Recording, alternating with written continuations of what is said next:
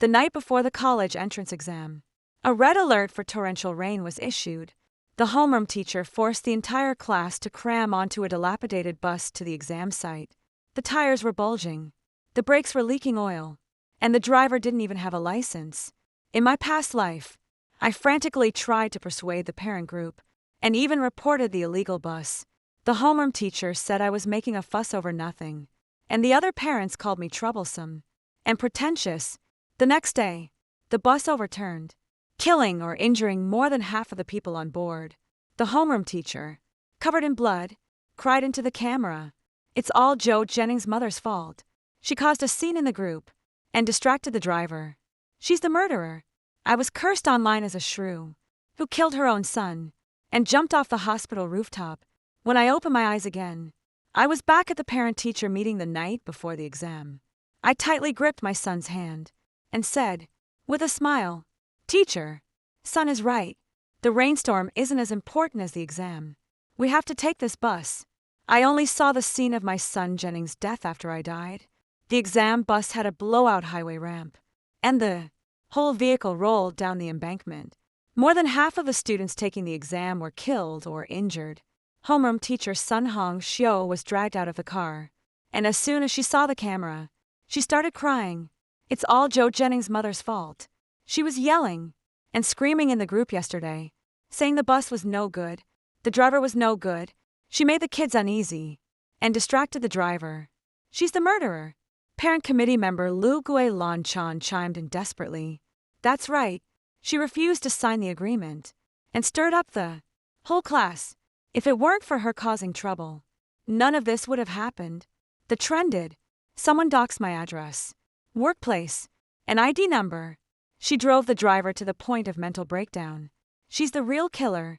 I held Jennings' school uniform and jumped off the hospital rooftop.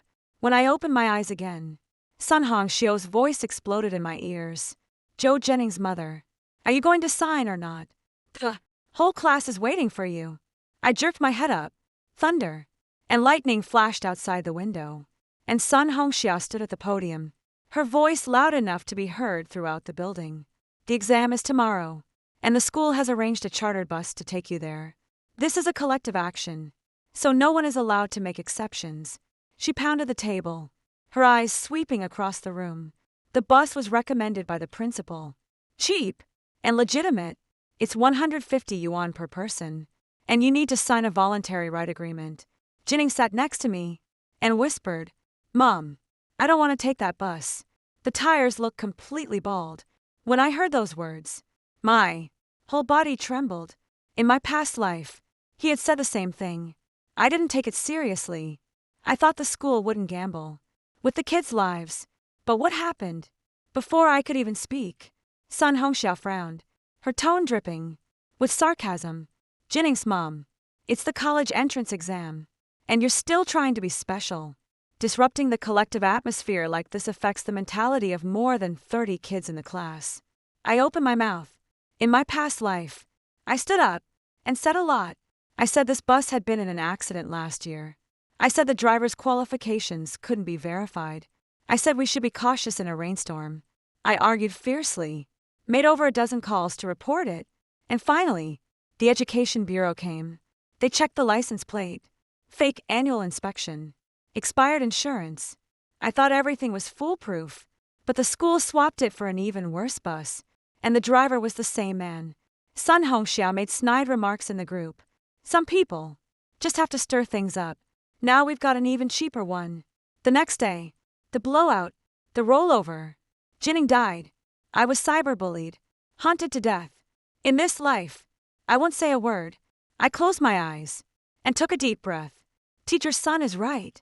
I opened my eyes, my voice steady and even. Collective action is most important. I was just overthinking things. The classroom fell into a sudden, heavy silence. Sun Hongxiao narrowed her eyes, her gaze sharp as a blade. "You've really thought this through." I let out a slow, deliberate smile. I'll sign the agreement. I'll pay the money. Right in front of her. I transferred 150 yuan. Then I picked up the stack of papers, signed my name, with quick, decisive strokes, and pressed my red thumbprint onto each page. Sun Hongxia's face softened, the tension in her shoulders easing. Just a fraction. But I stood up, pulling my son behind me, shielding him. With my body. Teacher Sunday, Jianing has suffered from motion sickness since he was little. You know that. Tomorrow morning, I'll give him his motion sickness medicine first. He won't follow the group from school. We'll go directly to the exam site and wait at the entrance. Lu Guilin immediately let out a sharp, mocking snort. Oh, so your kid's the only precious one? Can't he take the medicine earlier? I think you're just making excuses. I ignored her completely. My eyes stayed fixed on Sun Hongxia. Sun Hongxia's eyes darted left and right, her body leaning forward over the podium. He can take the motion sickness medicine today. There's no need to go separately tomorrow. Besides, a group activity is a group activity. The school arranges the bus. We depart together, arrive at the exam site together, take photos together, and enter together. That's the rule. If you make an exception, what will the other parents think? What will the other students think? She turned to the other parents, her voice rising by a full octave. Don't you all agree? Lu Guilin was the first to respond. Exactly. Teacher Sun is right. Anyone who breaks the rules is sabotaging the group. Tu's mother nodded along. Yeah, if you insist on going alone. What if you're late? Sun Hongxia nodded, with satisfaction, then turned her gaze back to me, pinning me in place. Jianing's mother. The college entrance exam is no joke. If you're even 1 minute late, they won't let you into the exam hall. What if there's a traffic jam on the way? What if there's a torrential downpour? Can you bear that responsibility? Her words hit me like a weight, sinking deep into my chest. In my past life, I had trusted her rhetoric about group action. That was how Jianing ended up on that broken-down bus. In this life, I would not make the same mistake, but I couldn't fight her head-on. Pushing too hard would only make her more vicious. I took a deep breath, forcing my voice to slow down, to soften. Teacher Sunday, of course I support you. But Jianing really does get motion sickness. What if he throws up on another student? That could affect their exam. At that, a few parents immediately grimaced, their faces twisting with disgust. Sun Hongxia's expression darkened. Stop playing games here. Her voice turned cold, sharp as ice. Jianing's mother, let me make this clear. Tomorrow morning at 7 o'clock, the bus departs from the school gate. If your son isn't there, I will consider it as him giving up on the college entrance exam. Don't you know that the homeroom teacher has the right to keep the students' admission tickets? My heart clenched violently. If she really held on to my son's admission ticket, Jianing wouldn't even be able to enter the exam hall. I stared at Sun Hongxia, and in that moment, I saw the truth, clearly. She wasn't unaware that the bus was unsafe. She simply didn't want to know, because for every student she recruited, she got a 50 yuan kickback. 38 students in the class. That was 1.900 yuan, plus the referral fee the driver gave her under the table. The single exam transport trip would net her over 5,000 yuan. 5,000 yuan was enough to buy off the lives of 38 children, and enough to buy off her conscience. I clenched my fists so hard my nails dug into my palms. Jianing's mother, have you made up your mind yet? Sun Hongxia slapped the agreement onto the podium. All the parents' eyes locked onto me. Jianing whispered, Mom, maybe I'll just take the bus. Shut up. I squeezed his hand, then lifted my head. Tomorrow morning at 7 o'clock. I'll take Jianing to the exam site first. Just give me his admission ticket. Sun Hongxia let out a cold laugh. She pulled a craft paper envelope from the podium drawer. Jianing's admission ticket is right here. With me. I've already said it. If you don't participate in the group send-off, I won't hand over the ticket. She shoved the envelope back into the drawer and patted it with her hand. This is the school's rule. It's not my personal decision. Lu Guilin jumped. And immediately, exactly, it's the school's rule. What makes you so special? Teacher Sun is so responsible, staying here late, with us, and you still have the nerve to pick and choose. Chu's mother joined in, her voice dripping with sarcasm. Some parents just won't learn until it's too late. Just wait until tomorrow, when her son can't get into the exam hall. Let's see if she cries or not. The other parents began whispering among themselves. Can't even spare 150 yuan. TSK. TSK. A low ripple of laughter spread through the room. I turned to Sun Hongxia. Teacher Sunday, the admission ticket. Are you giving it to me or not? Sun Hongxia crossed her arms. I told you. Tomorrow morning at 7 o'clock. Your son must be at the school gate. Not a single second late. The corner of her mouth curled upward, her eyes gleaming. With smug satisfaction, Lu Guilin fanned the flames. Teacher Sunday, don't waste your breath on her. Let her leave. Tomorrow, when she can't get into the exam hall, we'll see how desperate she gets. In that instant, I suddenly smiled. I pulled out my phone and, right in front of every parent, dialed a number. Hello. I'd like to report Sun Hongxia, homeroom teacher of Class 6, Grade 12, Ningcheng No. 1 High School, for illegally withholding a student's college entrance exam admission ticket. Sun Hongxia's face went pale in an instant. According to the National Education Examination Violation Handling Measures, no individual or organization may withhold a candidate's admission ticket for any reason. Sun Hongxia is refusing to issue the admission ticket on the grounds that the student did not participate in the group send-off. This constitutes a violation. I enunciated every word clearly. The meeting hall fell into dead silence. Understood. We have recorded your report. Someone will contact you within 15 minutes. Please keep your phone accessible. I hung up.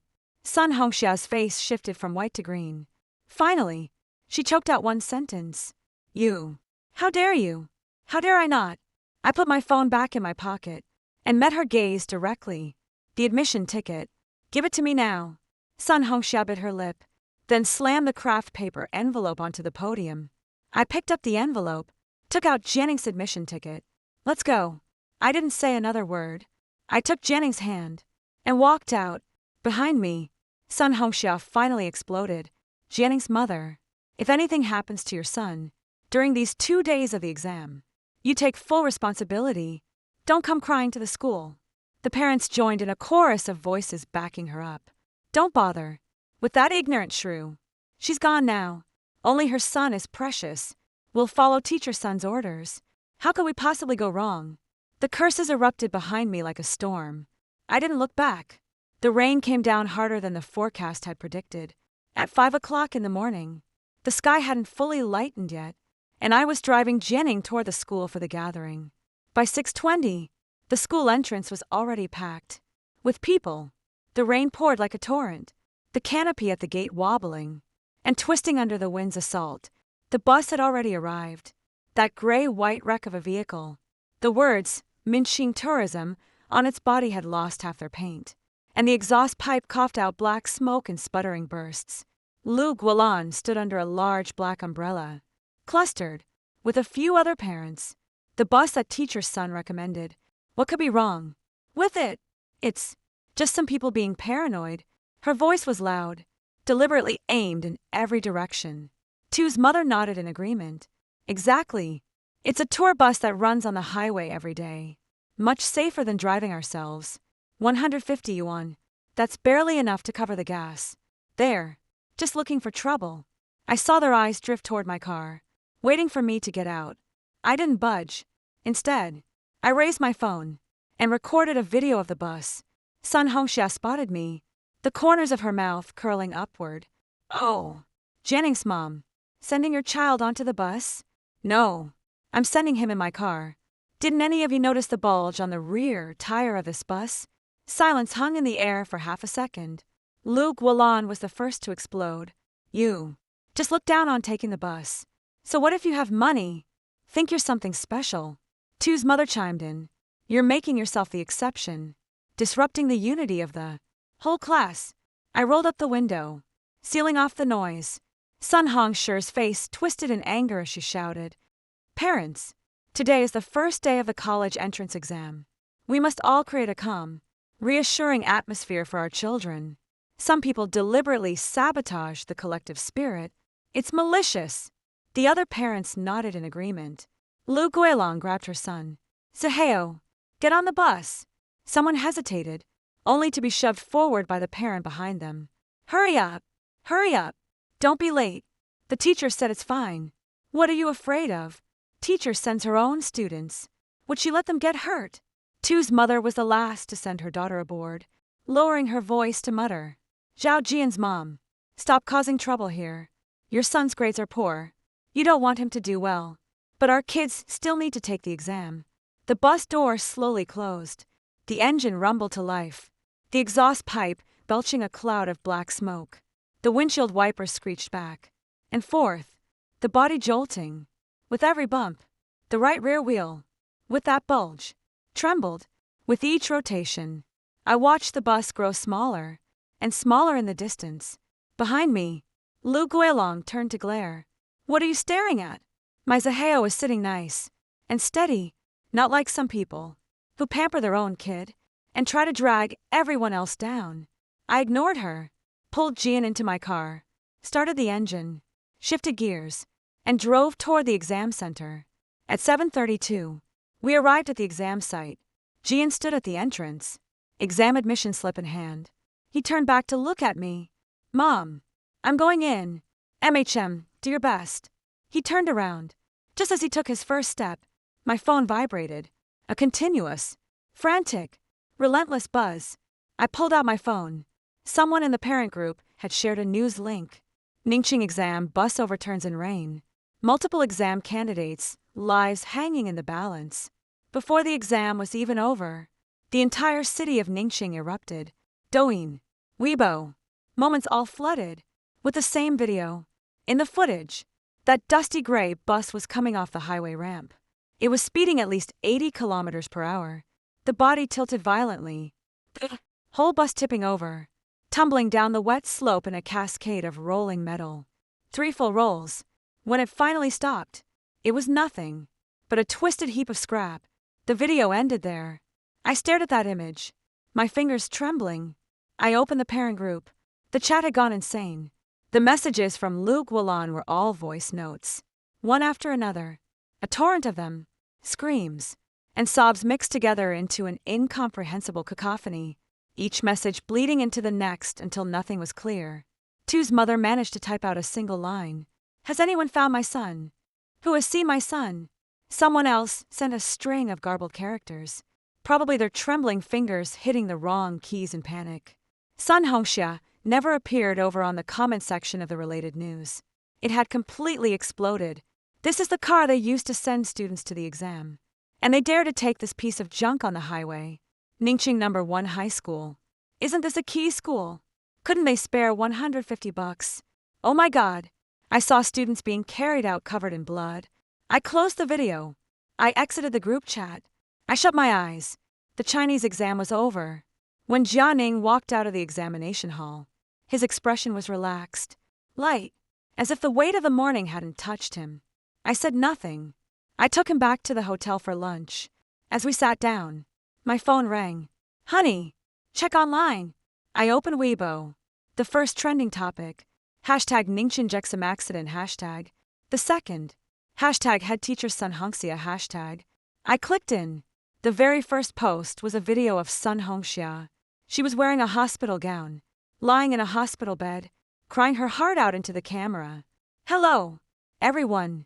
I am Sun Hongxia, head teacher of Class 6, Grade 12, Ningxing No. 1 High School. First, I want to say I'm sorry to the parents of all the students who lost their lives.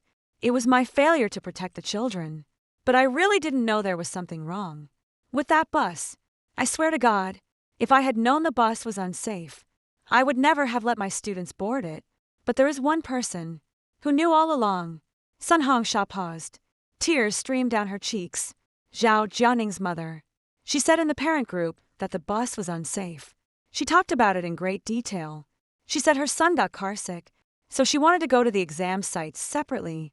She took her son and ran off, and the bus overturned right after. Why didn't she call the police? Why didn't she stop the bus? If she had stopped it, none of these children would have been hurt. The video had already surpassed 5 million views. In the comment section, the top replies were all cursing me. This woman is too vicious. Right. She knew the bus was unsafe and didn't call the police. She saved her own son, while everyone else's kids got hurt. Can she even sleep at night? I read each one line by line. Zhao Jianing held his bowl. watching my face, too afraid to speak. I forced a smile at him. It's fine. Eat.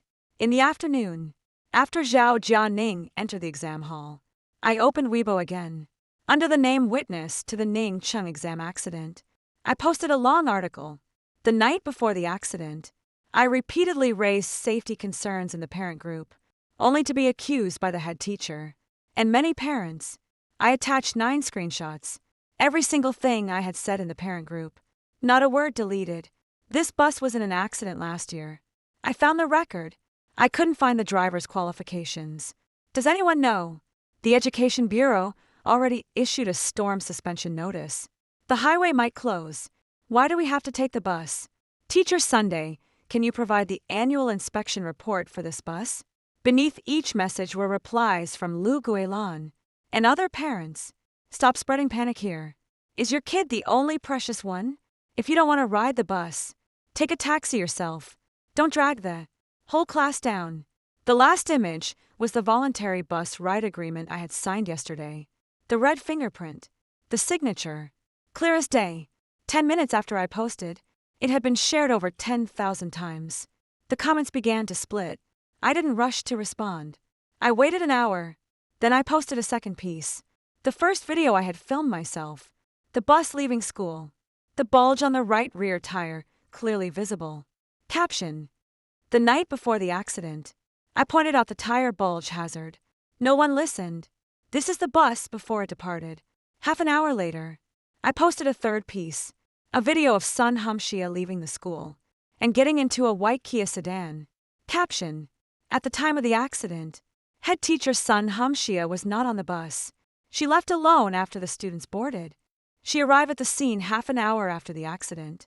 The moment this went up, the entire internet exploded. She left the students on that junk bus and drove off in her own car. And she still has the nerve to blame Zhou Jianing's mother. She wasn't even on the bus herself.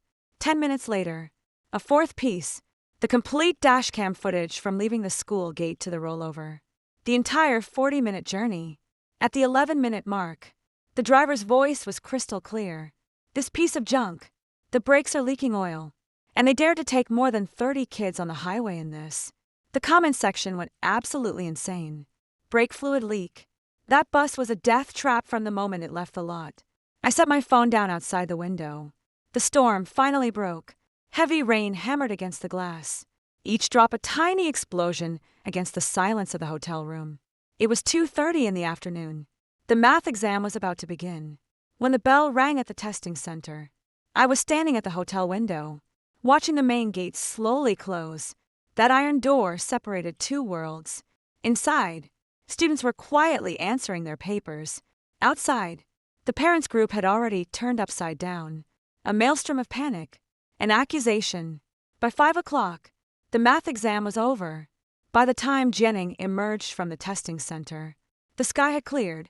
He spotted me from a distance, a smile breaking across his face as he ran over. Mom, the math was easy. I didn't cry. I held him close, my arms wrapping around him for a long moment. Come on, I said, my voice steady. Let's go home. He didn't ask about the parents' group. He didn't ask about the bus. He just said one thing. Mom, I think I heard an ambulance. During the exam. Probably. Just passing by. I said. He didn't press further. I opened my phone. Weibo had exploded. Hashtag Nanjing exam bus rollover was trending, with over 1 billion reads. Hashtag class teacher Sun Hongxia not on the bus was number 2. Hashtag Zhou Jining mom was number 3. Someone had compiled screenshots of my posts in the parents group into a long image. It had been shared over 500,000 times. The comment section was filled with people cursing those parents.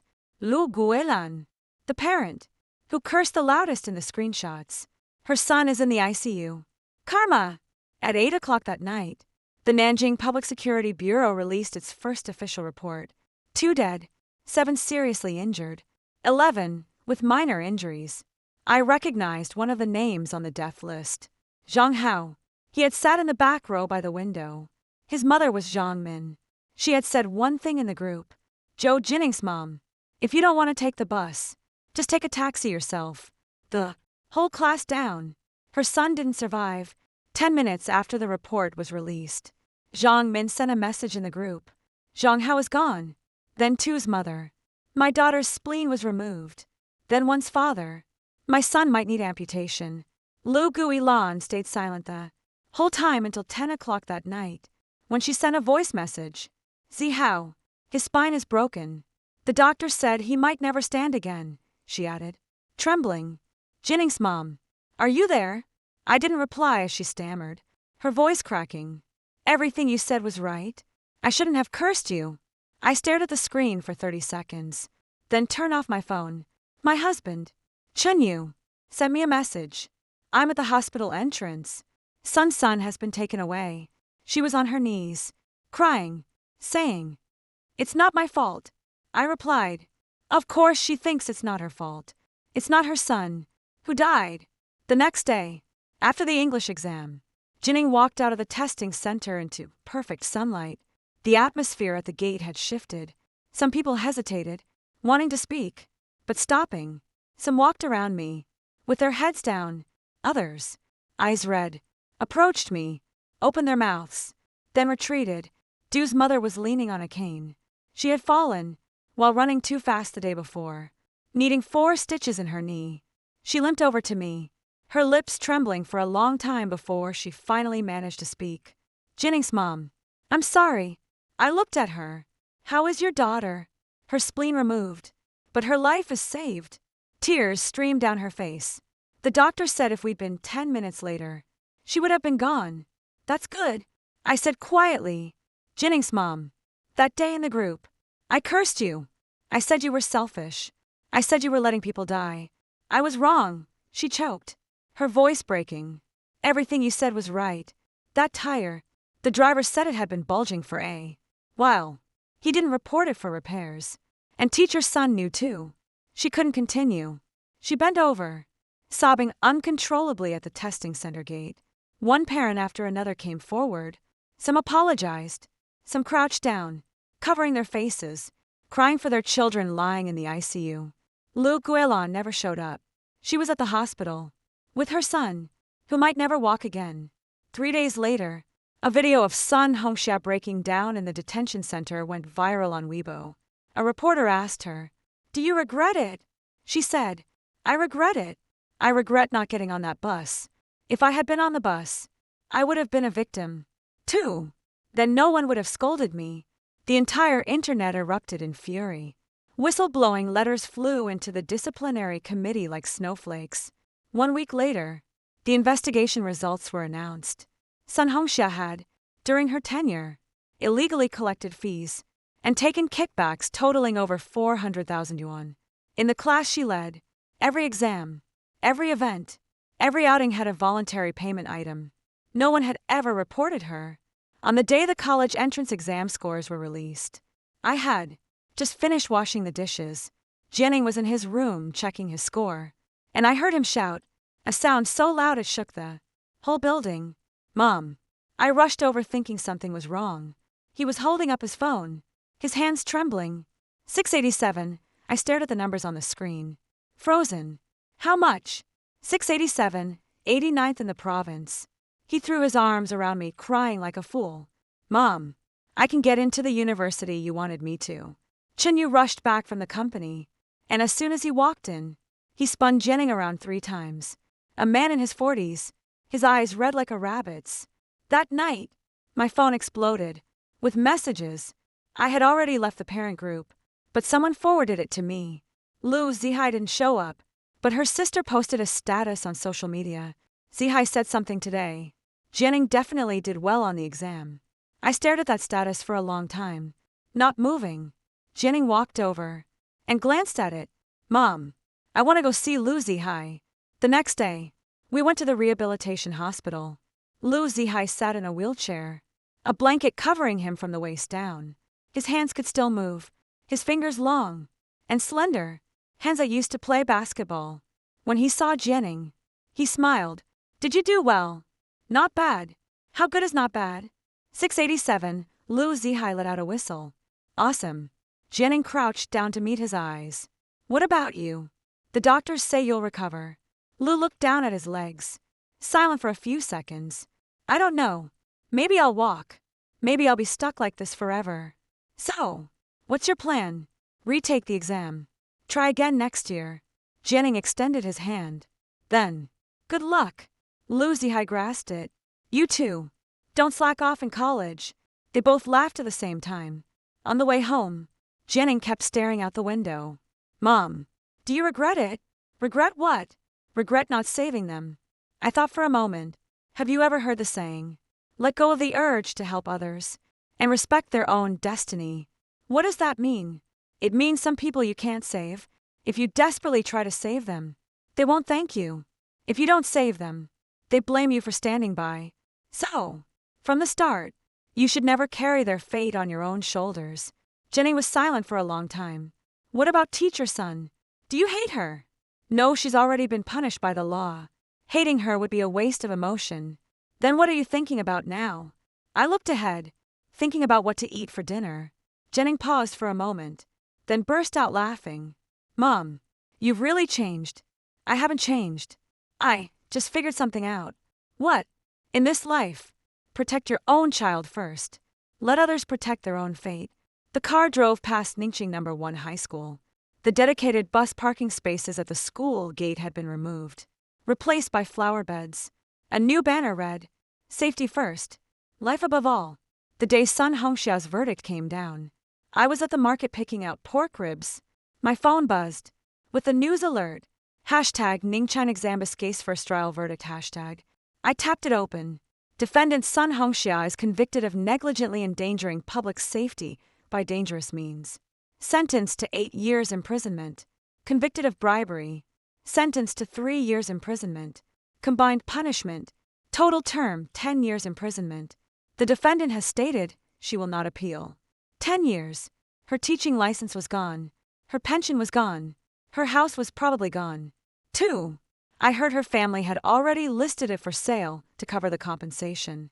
Her husband posted on social media the day of the verdict. Just 4 words. Family destroyed. Home lost. Someone commented underneath. You destroyed 2 lives. Those 2 families are the ones truly ruined. I bagged the ribs, paid, and went home. Jennings had already started school. He'd gotten into the best technical university in the provincial capital, studying computer science. Before he left, he hugged me and said, Mom, I'll all back for winter break. After seeing him off, Chinyu sat on the sofa, staring into space for a long time. What's wrong?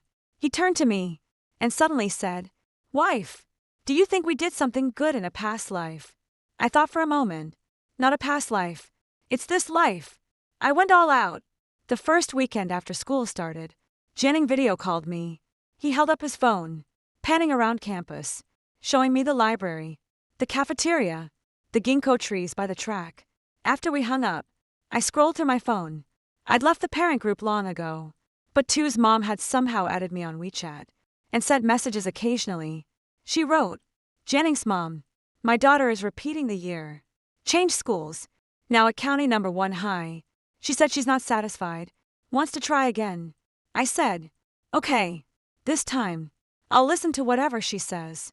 I didn't reply. Some things no amount of words can fix. Lu Guilin had also added me on WeChat. After I accepted the friend request, she sent dozens of messages, all voice notes. I only listened to the first one. She said, Jianing's mom, Zaheo can stand now. The doctor says if he keeps up with rehab, in another 6 months he'll be able to walk. With crutches. Her voice was smiling, but it was thick, with tears.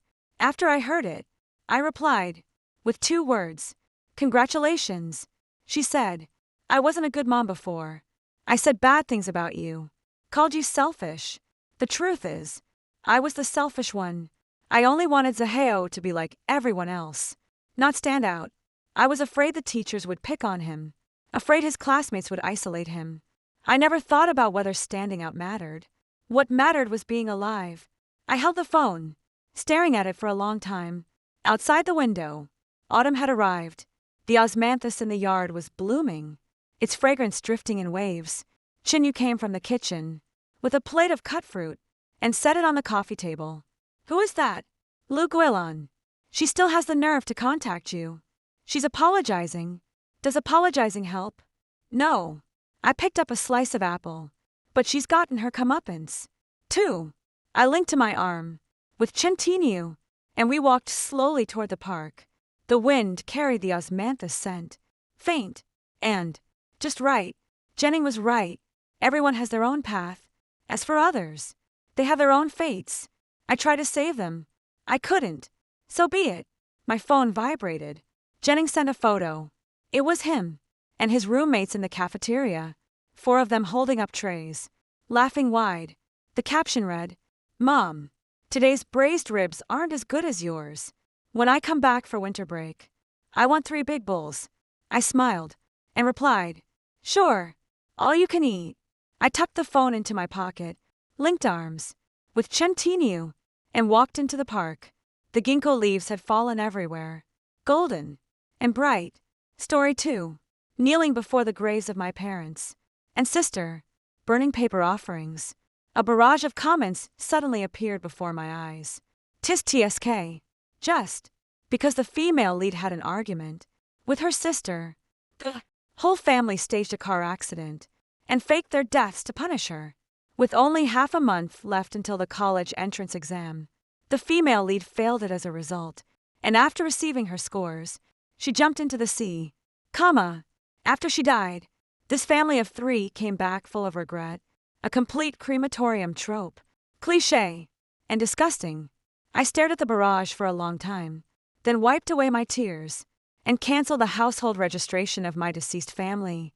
For the next half month, I practiced day and night, and my college entrance exam performance exceeded expectations, earning me admission to the National University of Defense Technology, thousands of miles away.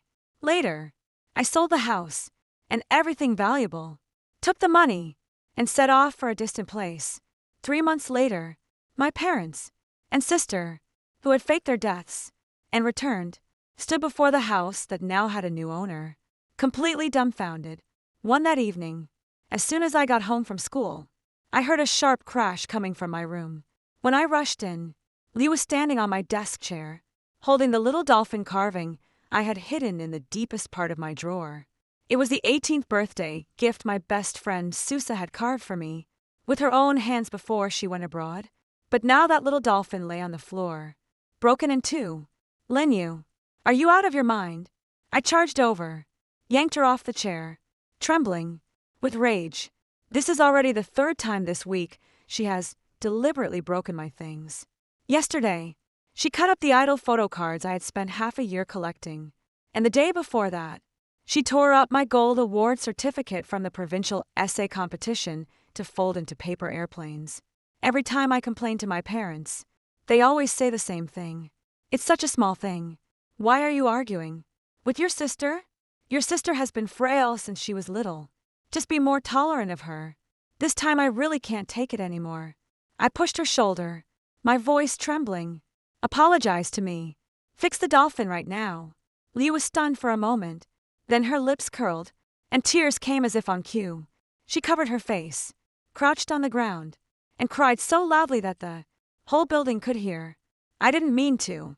I was just curious and wanted to take a look. "Do you have to get so mad?" Before I could say anything, my parents rushed in. My mom immediately crouched down, pulled Linyu into her arms, patted her back to soothe her, and glared at me as if she wanted to eat me alive.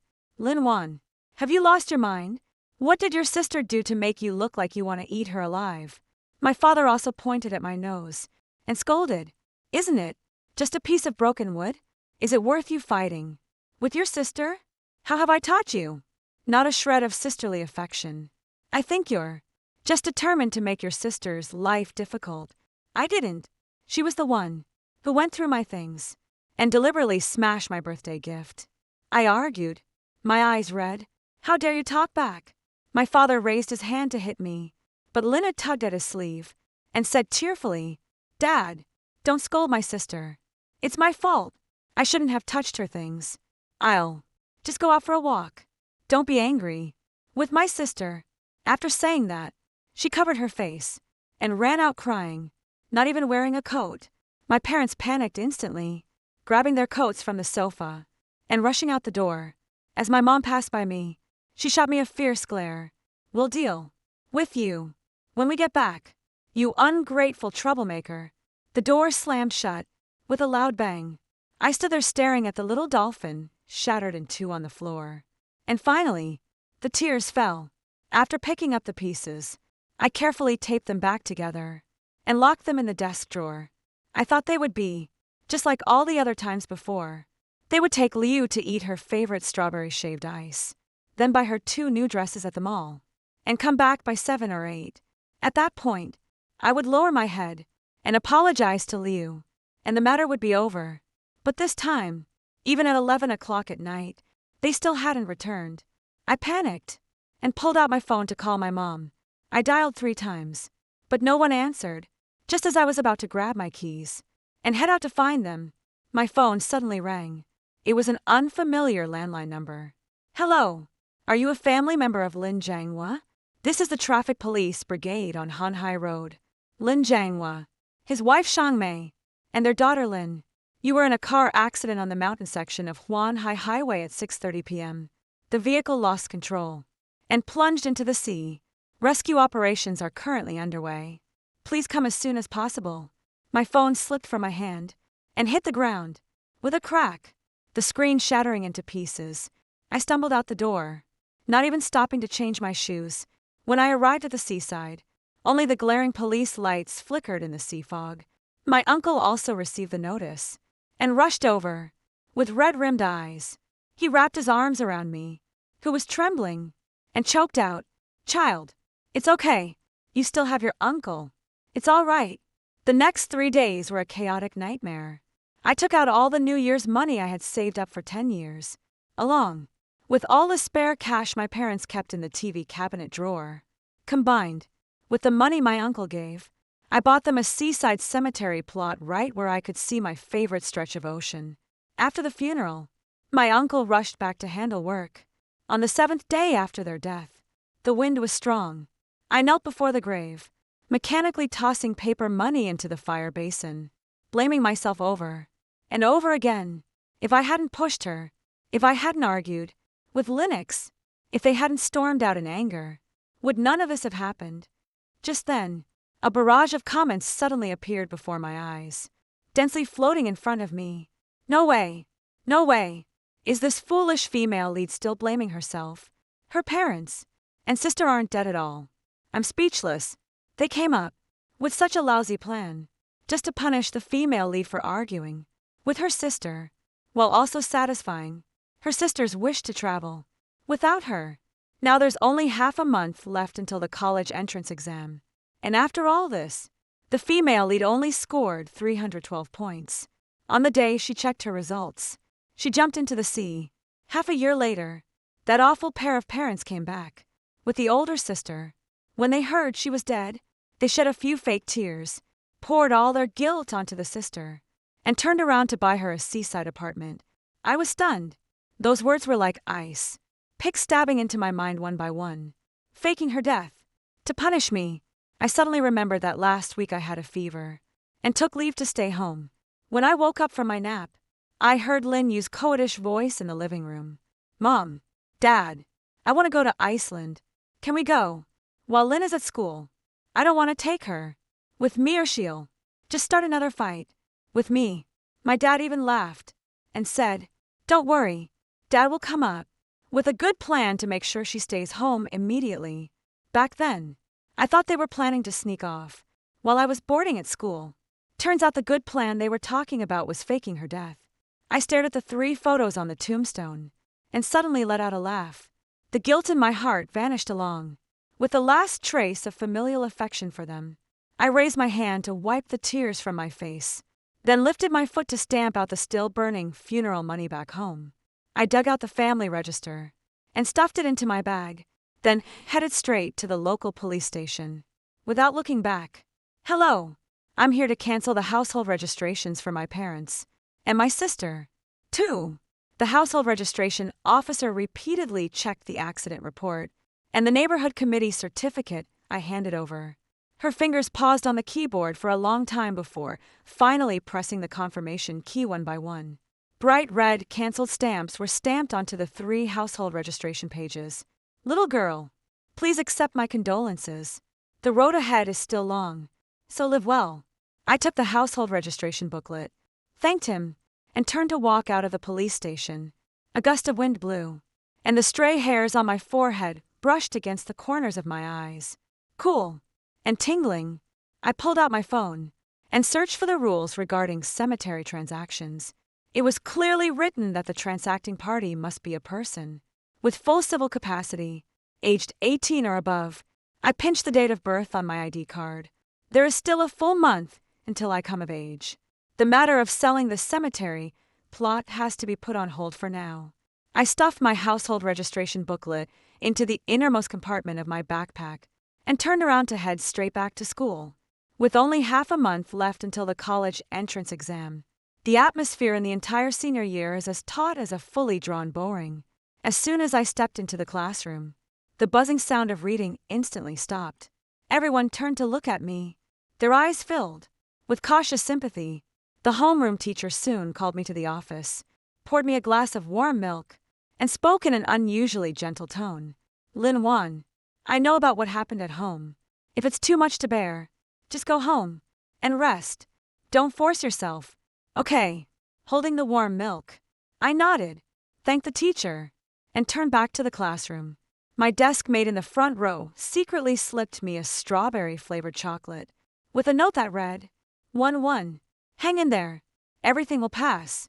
I tucked the chocolate into my pocket, pulled out my science comprehensive exam paper, and started working through the problems. The barrage of comments in front of me started floating again. Dense and overwhelming. Wait, that's not right. In the original plot, she was crying at home every day at this point. Couldn't even eat. How is she back at school doing practice problems?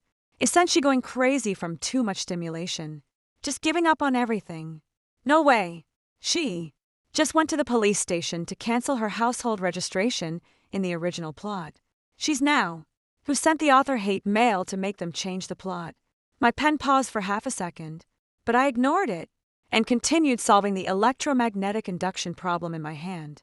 They were right if I hadn't seen those comments. I might have really fallen apart by now, but now I not only know that those 3 are doing just fine, but I also know they're using the family savings to watch the northern lights and eat salmon in Iceland, waiting to see me in agony. But I refused. Over the next half month, I studied almost desperately. My mock exam scores kept getting higher, and in the last one, I directly ranked 12th in the grade, 20 places higher than my previous best. Everyone was gossiping behind my back, saying that I had gone mad from the shock of losing a family member, which was why I studied so desperately. Only I knew the truth. I just wanted to get as far away as possible, never to return to this nauseating place for the rest of my life. When the final bell for the last English exam of the college entrance exam rang, I put down my pen, looked at the dazzling sun outside the window, and let out a long sigh of relief. Outside the exam hall, there were candidates crying in their parents' arms, as well as classmates huddling together to compare answers. I carried my backpack and slowly walked home alone. After getting home, I turned over every place in the house that I could search. My parents' bank cards and all the money in Linu's piggy bank were gone. Only some jewelry and fine wine and tea are left. I calculated my savings and searched online for how much these items could sell for, estimating that after selling them, I could have a few tens of thousands of yuan. Although the tuition fee is enough, I'm still a bit short on living expenses. I leaned on the sofa, stunned for 2 minutes, when suddenly I remembered this house. Right there was still this house. I stood up and walked to my father's study, climbed onto a chair to reach the thickest book on the top shelf, the Modern Chinese Dictionary. I had once accidentally seen my father hide the property deed in the hollowed-out pages of this dictionary, even taping the spine shut on purpose. Sure enough, as soon as I opened it, I felt the hard red cover, with the original purchase contract and full payment receipts still tucked inside. I hid the property deed along with other valuables under the bed in my room, planning to sell them for money once I came of age. Over the next half month, I found a part-time tutoring job teaching math, physics, and chemistry to 2 8th graders. It paid 80 yuan per hour, with 4 hours of class each day. My uncle called me several times during that period, offering to send me living expenses, but I turned him down every time. Life has been calm and fulfilling. I even feel that these past 2 weeks have been the most comfortable I've ever had since I was a child. No need to watch Linu act spoiled and play the victim. No need to listen to my parents' biased accusations. No need to always give in to others. On my 18th birthday, I cooked myself a bowl of longevity noodles. After eating, I contacted the agent who had helped me arrange the cemetery earlier. Half a month ago, I had asked him to find a buyer for me. That seaside cemetery plot has a great location, with a wide view. I sold it at $20,000 less than the market price, and someone had already reserved it long ago. After finishing the property transfer procedures in the morning, my phone chimed with a notification. It was a bank deposit alert, a full $280. I stared at the number on the screen and couldn't help but curl my lips into a smile. The barrage of comments on the screen instantly exploded. Oh my God! Oh my God! Oh my God! She actually sold her parents' and sisters' graves. Help! When that family of 3 comes back from their trip and finds out their household registration has been canceled and even their graves have been sold, how green will their faces turn? Is this female lead really crazy?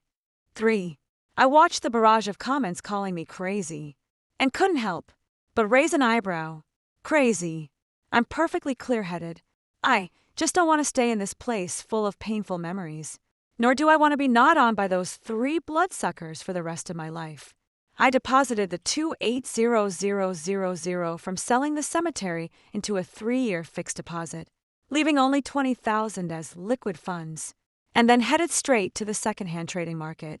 Sold all the gold jewelry, fine wines, and premium teas that my parents had left behind, and scraped together over 90,000 yuan, depositing it all into the same bank card.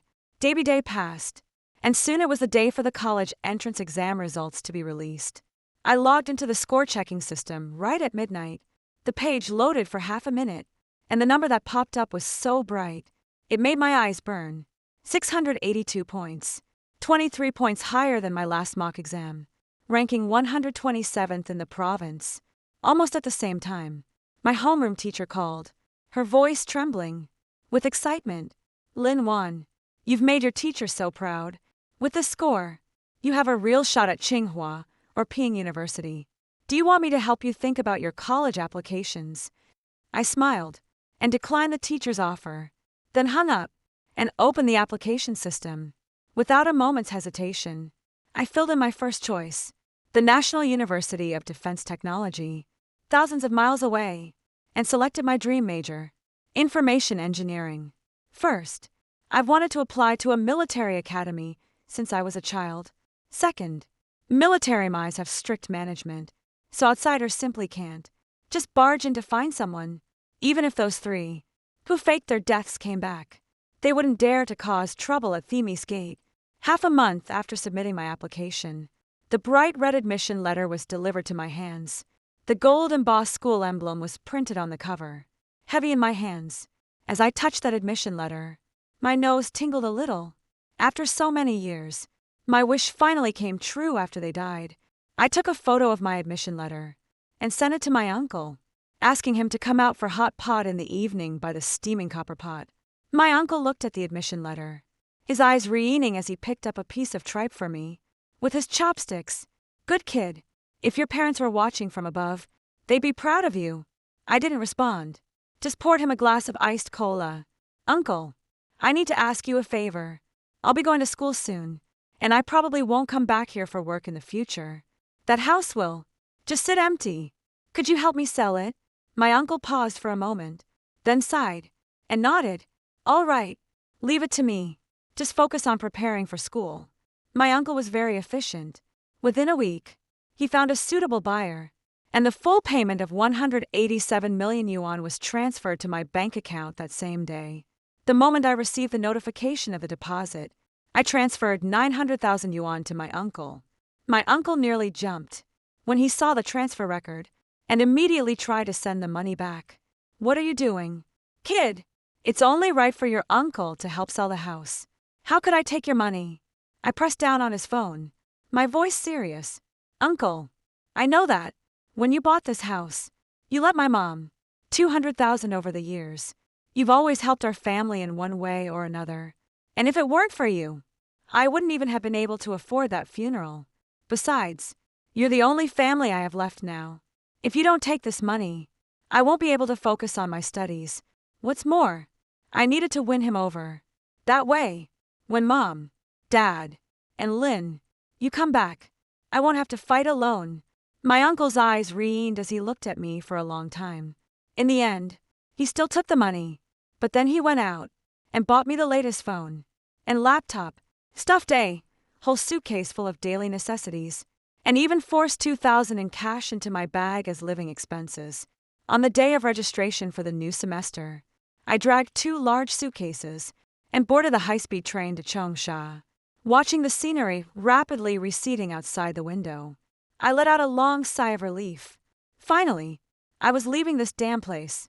Life at the military academy was even tougher than I had imagined, but I felt an unexpected sense of grounding. My roommates are all very cheerful, and the instructor is very responsible.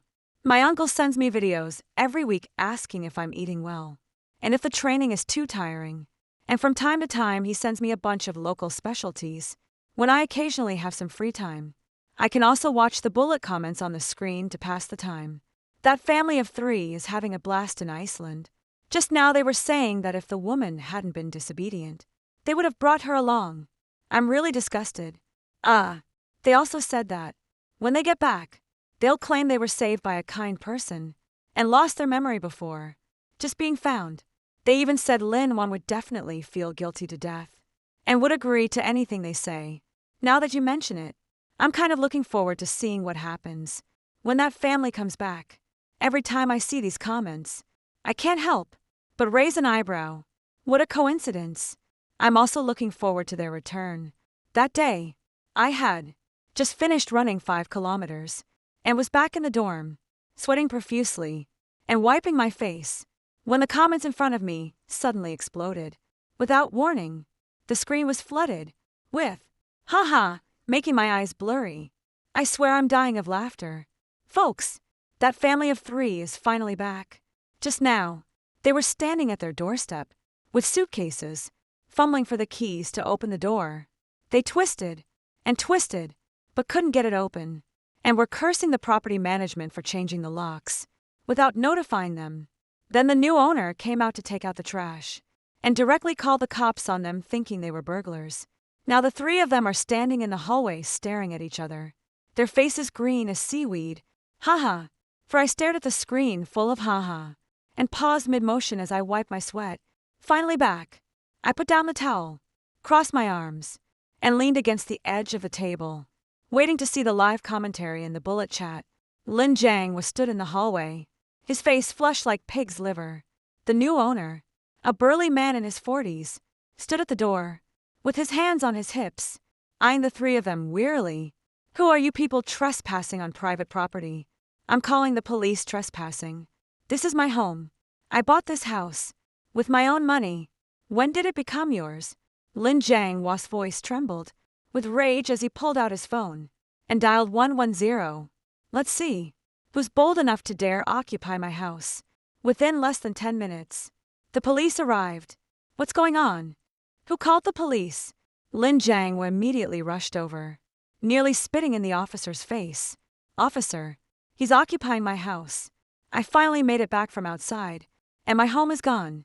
The police officer turned to look at the new owner, who promptly pulled out a stack of documents: property deed, purchase contract, tax certificate, and a notarized certificate from the notary office, all neatly arranged. Look, officer, I bought this house 3 months ago. All the paperwork is in order. The transfer went through proper channels, and the original owner was a young woman named Lin Wan. Lin Jiang whipped his head around, his gaze as sharp as poison needles. The police ignored his reaction, and instead asked Lin Jiang to provide his ID number, then pulled out a police tablet to check. After tapping the screen a couple of times, the officer's expression instantly changed. When he looked up at Lin Jiang, his gaze was as if he had seen something that shouldn't exist. Lin Yang Veo. Male. 48 years old. ID number XXX.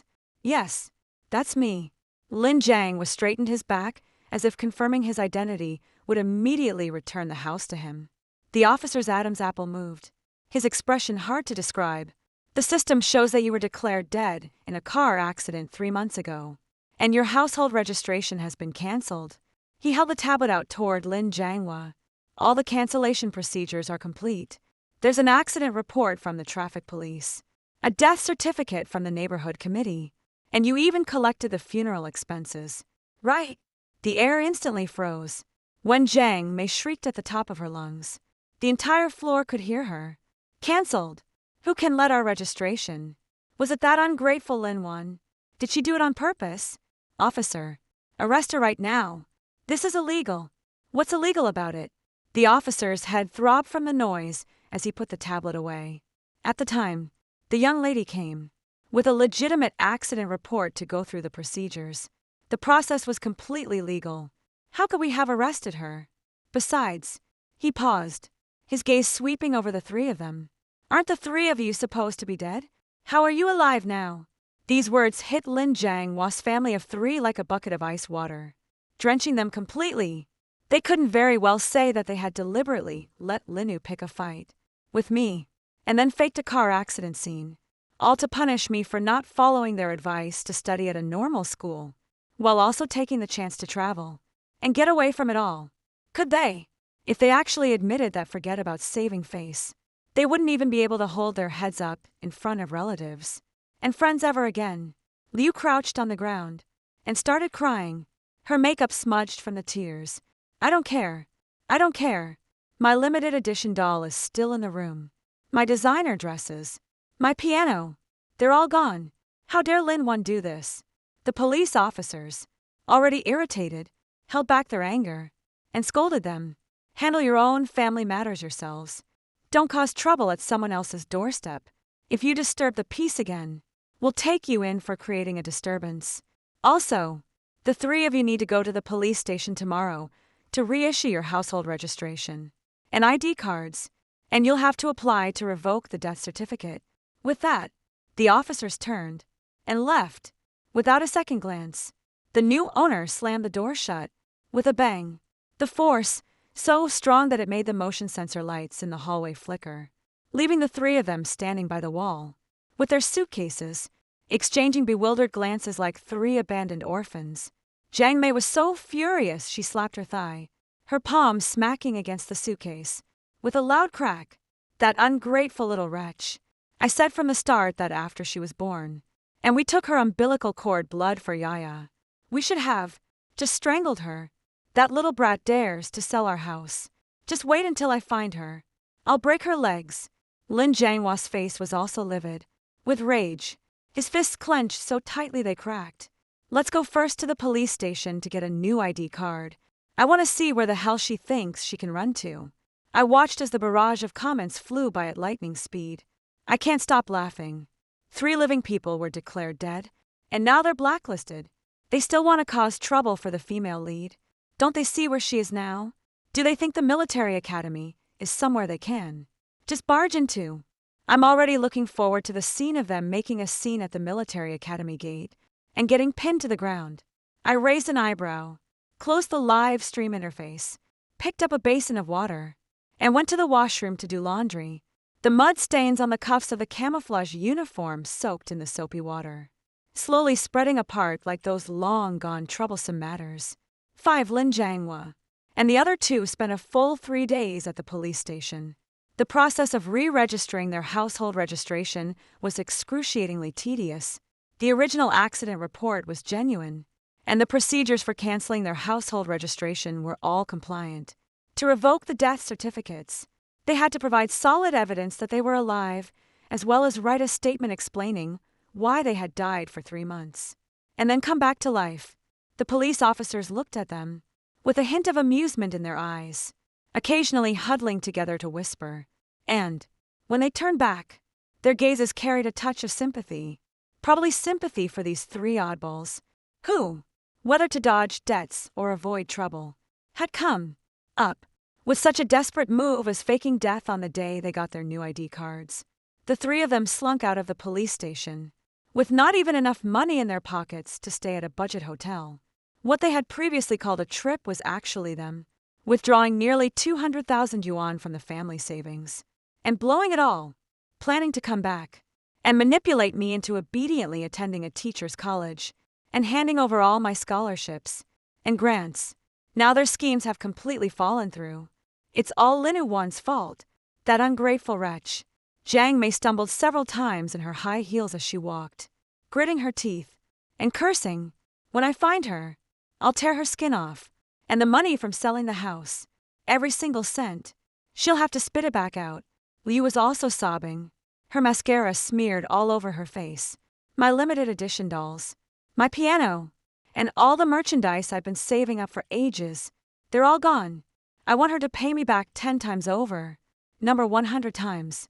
Lin. Dang Hua's face darkened as he pulled out a crumpled address book and began calling all his relatives and friends to track me down.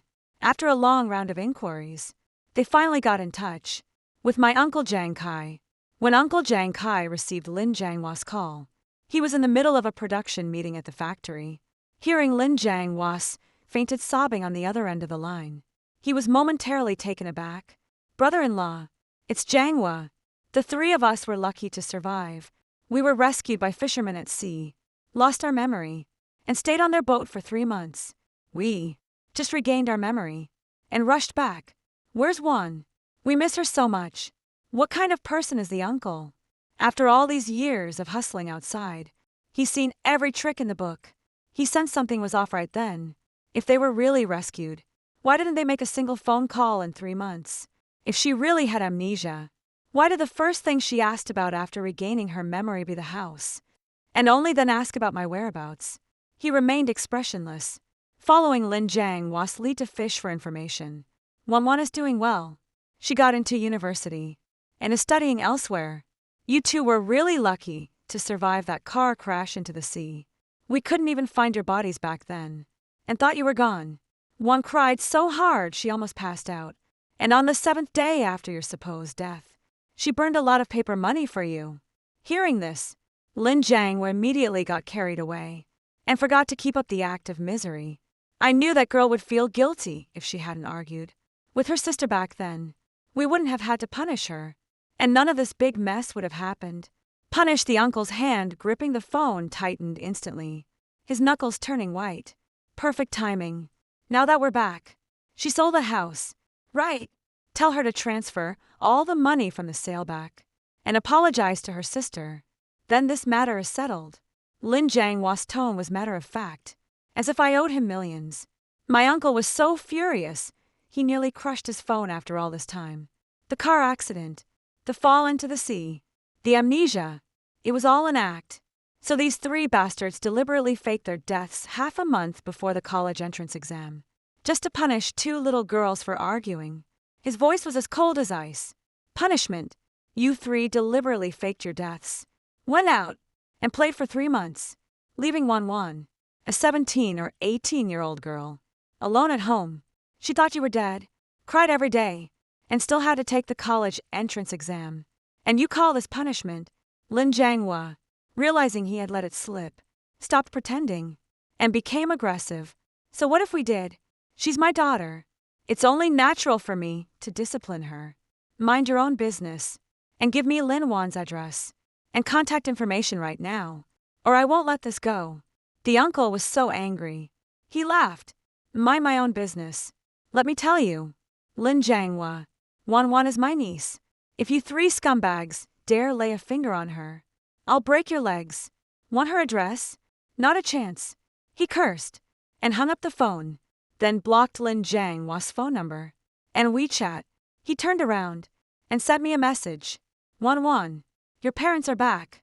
If they come looking for you, don't respond to them. Just let me know. Focus on your studies. And if you need anything, tell your uncle. I looked at the message on my phone, and my heart felt warm. Way to go, uncle. That's what family should be like. Lin Jianghua. And those 3 idiots think they can manipulate the female lead.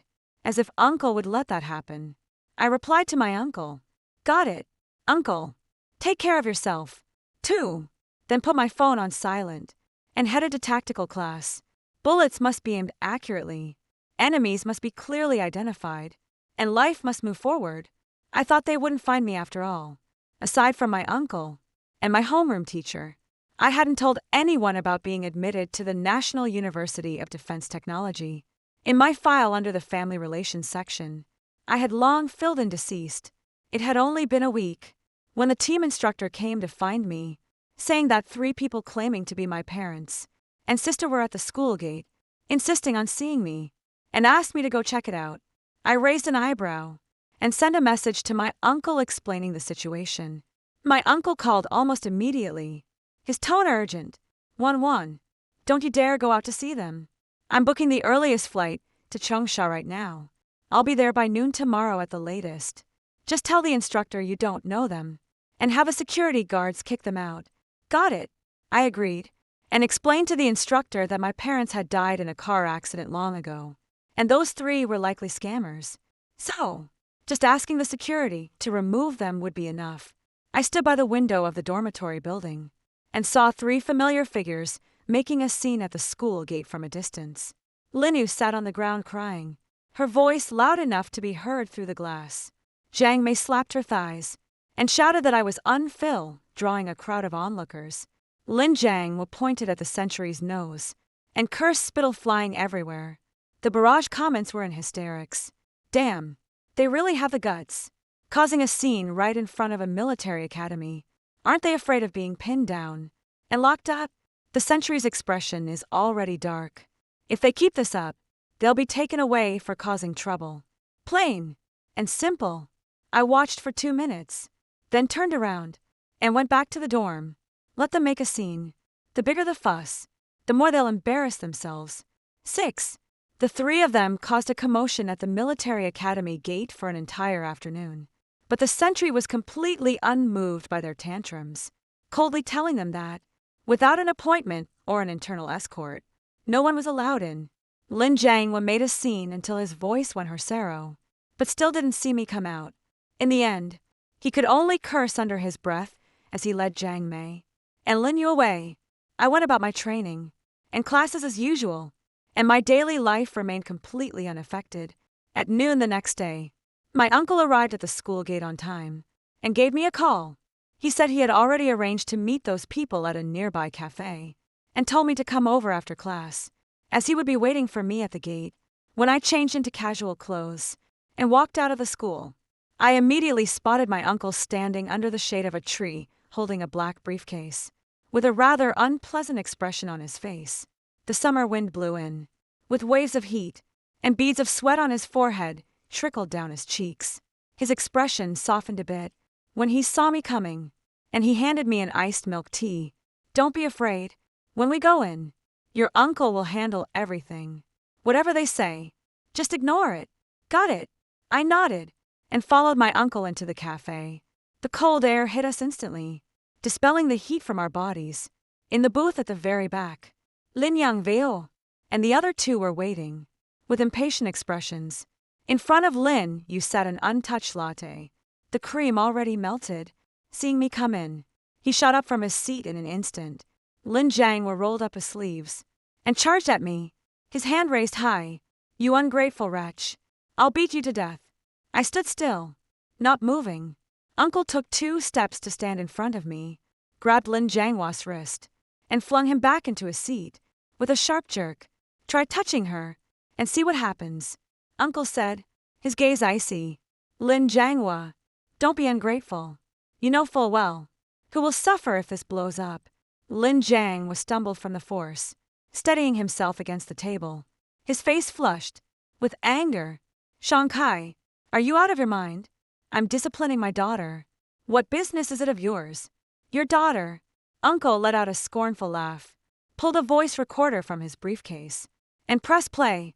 From it came the clear sound of Lin Jiang's earlier phone conversation. So what if I did? She's my daughter. It's only natural for me to discipline her.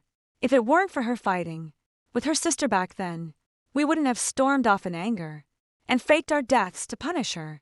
Lin Jiang's face instantly turned pale. Jiang Mei and Linnu were also stunned, never expecting that their uncle had recorded the conversation. Punish! The uncle leaned back in his chair, tapping his fingers on the desk. W1 had her college entrance exam in half a month. And you three, over some trivial nonsense, deliberately faked your deaths and went off to have fun, leaving her alone at home. You made the child think you were dead, cried until her eyes were swollen, and still had to force herself to study for the exam. And you call that disciplining? Your daughter is what you three did even human. So what if one sold the house at the time? All three of you were legally dead, and she was the sole legal heir. The house was hers, and she had every right to sell it, with all the proper paperwork. Even if you took it to court, you wouldn't win. Lina shrieked, her voice trembling. With tears, that was my family's house. What right did she have to sell it? And my parents' graves. She actually sold them off. How could she be so vicious? Graves? The uncle let out a bitter laugh, setting the recorder down on the table. None of you three are dead, so what do you need graves for? Saving them for yourselves later. Jean May sat on the ground, slapping her thighs, and wailing, her face a mess of snot and tears. I don't care. I don't care. You tell her to give back the money from selling the house and the cemetery plot right now.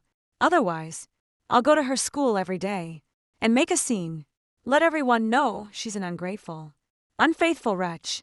My uncle pulled out his phone, pretending to dial 110. Go ahead, try making a scene. You filed a false report, faked an accident, swindled the Social Security funeral expenses, and are even suspected of creating a disturbance. If this really ends up at the police station, let's see, who gets arrested first? He paused, his gaze cutting through the three of them like a knife. Oh, and by the way, one attends a military academy. If you go and cause trouble at the entrance of a military management zone, and they actually pursue it, you'll be facing criminal charges. You weigh it yourselves. Do you want this money, or do you want to spend a few years in prison? That one sentence shut the three of them up instantly. Even as stupid as they were, they knew that messing with a military management zone was no joke if he actually ends up serving a few years in prison. Lin Yes art school dreams would be completely over, and both of her jobs would be lost as well. Lin, Django's face turned pale and flushed by turns, and after a long pause, he finally choked out, "You're ruthless." He shot me a fierce glare, then dragged Jiang Mei and Lin Yu, who still wanted to throw a tantrum, away in disgrace. They didn't even dare to take the coffee on the table, watching their figures disappear through the cafe door.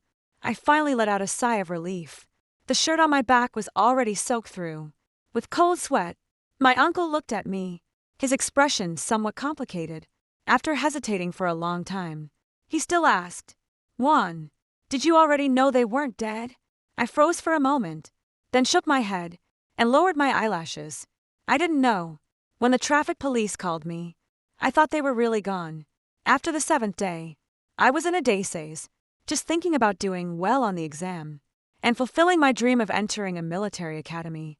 Seeing the house made me sad, so I wanted to sell it and go far away. After all, once I enter the military academy and later join the army, maybe I could find them ahead of time. I spoke half-truths, and my uncle didn't suspect anything. He sighed and patted my head. "You've been through a lot, child.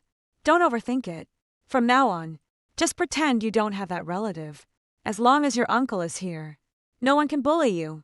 My uncle flew back in the afternoon. Before leaving, he slipped me a bank card, saying there was 100,000 yuan in it, money I had given him that he had saved up. He told me to use it as living expenses and not to hold back. I took the card, feeling a warmth in my heart. I thought that was the end of it, but those three awful people just wouldn't let it go. After returning, they stirred up even bigger trouble. The barrage comments exploded on the 3rd day after they returned. Holy crap! Those three idiots actually posted a long online rant slandering the female lead. They claimed she was unfilled, that she deliberately canceled their household registrations to embezzle the family property, sold their graves, and even wished them dead. Now tons of clueless netizens are cursing her out. Seriously, no matter how the plot changes, idiots stay idiots. I raised an eyebrow and pulled out my phone to search. Sure enough, on a social platform. An account, with the ID, Pity the Parents' Hearts, had posted a lengthy essay of several thousand words.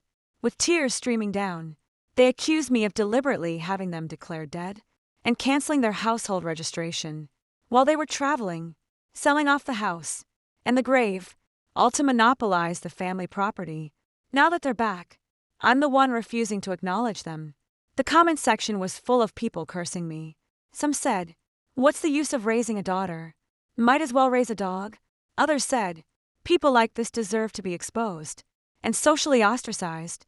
There were even those who called for doxing me, digging up my school address. I read through those comments without getting angry at all. Instead, I smiled. You're asking for death yourself, so don't blame me for being ruthless. 7. I spent an entire afternoon organizing all the evidence. Scanned copies of the accident determination report issued by the Traffic Police Detachment, the official receipt for account cancellation, the recording my uncle had, my chat records with my uncle, the video of me kneeling and crying in front of the grave taken by a neighbor on the 7th day after the death, and testimonies from school teachers and classmates. Also, the screenshots of their Iceland location check-ins on WeChat chat moments during their trip along, with the surveillance footage of them causing a scene at the military school gate. I requested a copy from the instructor and saved it all. After organizing the evidence, I went directly to the local police station, filed a report, and accused the 3 of them of defamation and infringing on my right to reputation. After reviewing all the evidence, the police were stunned, having handled cases for so many years. This was the first time they had seen biological parents deliberately fake their own death to harm their daughter, and then turn around and spread false accusations. "Don't worry, we will handle this according to the law." The police took my statement and told me to go home and wait for news. The very next day after I reported the incident, those 3 were still active online, posting Linna's admission ticket for the art academy. They claimed that, "Lynn, you could have been admitted to a top art academy this year, but because of my actions, her preparation was disrupted," and they demanded that I pay 1 million yuan in compensation for emotional distress. The online mob's emotions were further inflamed, and some even dug up my school's information, threatening to hold up banners at the school gate and demand my expulsion as a cancer on the institution. Just as the public outcry was at its peak, the police released their official statement. Lin Jianghua and the other 2 individuals filed a false police report to fake a car accident, deliberately creating the illusion of death to travel abroad. After being exposed, they maliciously spread rumors and slandered their biological daughter in an attempt to claim property. With conclusive evidence, the 3 were sentenced to 10 days of administrative detention and a fine of 500 yuan. They were also required to issue a public apology to mitigate the impact as soon as the notice was released. The entire internet was in an uproar. The netizens, who had previously attacked me the most fiercely, immediately switched sides. What the heck? A twist. These parents are beasts. Right. Faking death to punish their daughter right before the college entrance exam. How could humans do something like this? So, it turns out the parents were deliberately causing trouble and even slandering their daughter. I actually scolded that young girl before. I owe her an apology. Everyone was cursing the Lin Jianghua family, and some even dug up their workplaces and Lin Ye's school. Lin Jiang originally worked as an administrator at a state-owned enterprise, but the company fired him the same day the notice came out. Jiang Mei worked as a cashier at a supermarket and was also dismissed. The worst off was Lin Yu, the art school she applied to. Upon seeing the notice, directly revoked her admission qualification, stating that her family education was problematic and did not meet the school's admission requirements. The 3 of them were completely socially ruined. Even going out to buy groceries, people would point fingers at them, and all their former relatives and friends cut off contact with them. On the day they were released from administrative detention, they were stopped by the family that had bought the cemetery, demanding compensation for losses and emotional distress. Ling Jianghua had no choice but to pay 350,000 yuan, spending all the last bit of savings he had left. The house they used to live in had long been sold, and the money was all gone. They could only rent a basement of about a dozen square meters to live in. drafty in winter, and leaky in summer, living a life worse than a homeless person. Liu had no school to attend and couldn't endure hardship. She cried at home every day, clamoring to study abroad. The mother and daughter fought constantly, turning the household into a chaotic mess. I watched the live comments relay their current situation, feeling absolutely nothing. They chose their own path, so naturally, they must bear the consequences themselves. I thought the story would end here, but life always likes to throw surprises at people. A month later, I received a message from my uncle saying that Lin Jianghua and Jiang Mei had found his office at the factory, knelt on the ground, begging him, saying they were old and had no income, and wanted me to take responsibility for their care. I didn't let them in. My uncle's voice on the phone carried a hint of exhaustion. But I'm afraid they'll go make trouble at the school again. 1-1. What do you think we should do? I was silent for a few seconds, then said, Uncle, don't panic. I'll handle this. 8. I took leave from school over the weekend and arranged to meet them at a park near the campus. This time, I didn't bring my uncle along, only a voice recorder and a printed document on the park bench. Lin Jianghua and Jiang Mei sat upright. When Jiang Mei saw me approaching, she immediately began to wipe her tears, but Lin Jianghua stopped her, probably after being detained once. They learned to restrain themselves. Lin Jianghua spoke, his voice, and tinged with a hint of flattery. We know we were wrong. What we did before was not right. We shouldn't have joked with you like that. Now that you have money, can you give us some for our old age? We have no jobs and no place to live. Jod. I laughed, placing the voice recorder on the bench. Lin Jianghua Zhang Mei. When you faked your deaths, did you ever think I might miss the college entrance exam because of it? When you spread rumors about me, did you ever think I might face disciplinary action from the school? Jiang started crying again. We were just confused and angry. You're our biological daughter. Blood is thicker than water. How could we really harm you now that you've made something of yourself? Are you just going to watch us grow old, with no one to rely on? Biological daughter. I opened the documents in my hand and handed them over. This is the household cancellation certificate from back then. It's written clearly here. You are legally dead. What right does a dead person have to demand support from a living daughter? Lin Jianghua's face changed. What do you mean? It's very simple. I looked at them, my eyes as calm as if I were staring at strangers. Since you chose to die, then stay dead quietly. I won't give you a single cent, and I won't acknowledge you. Lin Jianghua suddenly stood up, raising his hand to strike again, but was stopped by a passing security guard on patrol. And also I took another document out of my bag. This is a lawyer's letter. If you harass me or spread rumors about me in any form again, I will sue you and demand compensation for emotional distress and damage to my reputation. Last time it was administrative detention. Next time it will be a criminal prosecution. I placed the lawyer's letter on the bench and turned to leave. Behind me came Jiang M's wails and Lin Jianghua's curses, but I didn't look back. The sunlight fell on my epaulettes, dazzlingly bright. I thought it was over. A week later, Liu came to find me. She had lost a lot of weight, wearing a faded t-shirt, standing at the entrance of the military academy. When she saw me come out, her eyes reened as she called out to me. Juan. I stopped and looked at her. This sister, who once took my things, mocked my dreams, argued with me, and caused our parents to fake their deaths, now seems so unfamiliar. What are you here for?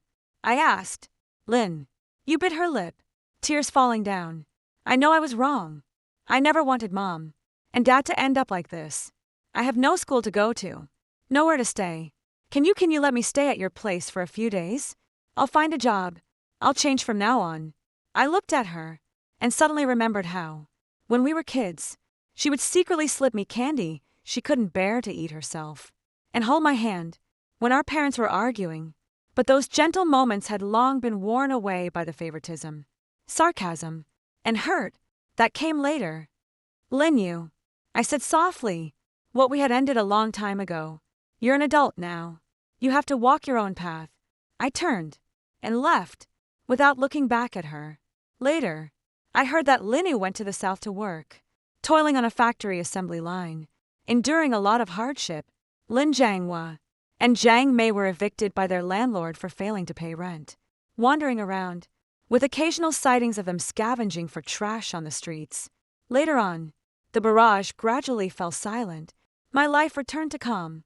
I consistently ranked in the top 3 of my grade at the military academy, won a national scholarship, and in my junior year, the project I worked on, with my advisor, earned a national level award. After graduation, I was directly assigned to my preferred research institute, working on military science and technology using the salary I had saved. I made a down payment on a small apartment and brought my uncle over to stay with me for a while. My uncle cooked and cleaned for me every day, making life incredibly comfortable. The other day, while organizing old belongings, I came across that repaired little dolphin wood carving. I placed the wooden carving on the bookshelf in my study. The sunlight fell on the wooden carving, warm and cozy, those troublesome things from the past. Just like those 3 people have long been left behind by me. My life finally belongs entirely to me. Story 2. I was just minding my own business when I got bound to a system that made me the mother of a villain. It was my first time transmigrating into a book, and the system assigned me the role of a stepmother tasked with saving a world-destroying villain through love and healing his childhood trauma. Faced with the 8-year-old seemingly weak villain, I raised my hand and struck him down, sending him straight to the underworld. Before I could even wipe the blood off my hands, the kind-hearted 8-year-old female lead came running over to accuse me, knowing she would later kill the whole village to save a man. I sent her to the afterlife along with him, just as I was about to kill the male lead, who preached justice, but harmed the people. The system screamed and sent me into a romance novel. This time I'll make you the villain's birth mother. Let's see how you can bring yourself to do it. You cannot kill the villain, or you will be erased. As soon as the system finished speaking, I kicked the villain's father into the sea. If I can't kill the villain, then I'll kill his father. If it can save someone, then so be it. If I die, he's father. He cried for help in the sea. The system shouted in my head, Lu Xiao, are you crazy? I told you to redeem the villain. Why did you push his dad into the sea? I crossed my arms, speaking with reason and evidence. I've studied it. The reason He Chuan turned dark was his painful childhood, and all his misfortunes were caused by his father. As long as his father is gone, all problems will be solved. What the hell are you talking about? The system cursed angrily.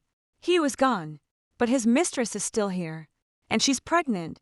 With her methods, it would be a piece of cake for her to get her hands on Hugh's inheritance. Kick the 2 of you out, and then hire someone to torment you both. Huh, is the mistress really that capable? Seeing the murderous intent rising in my eyes, the system let out a sharp, piercing shriek.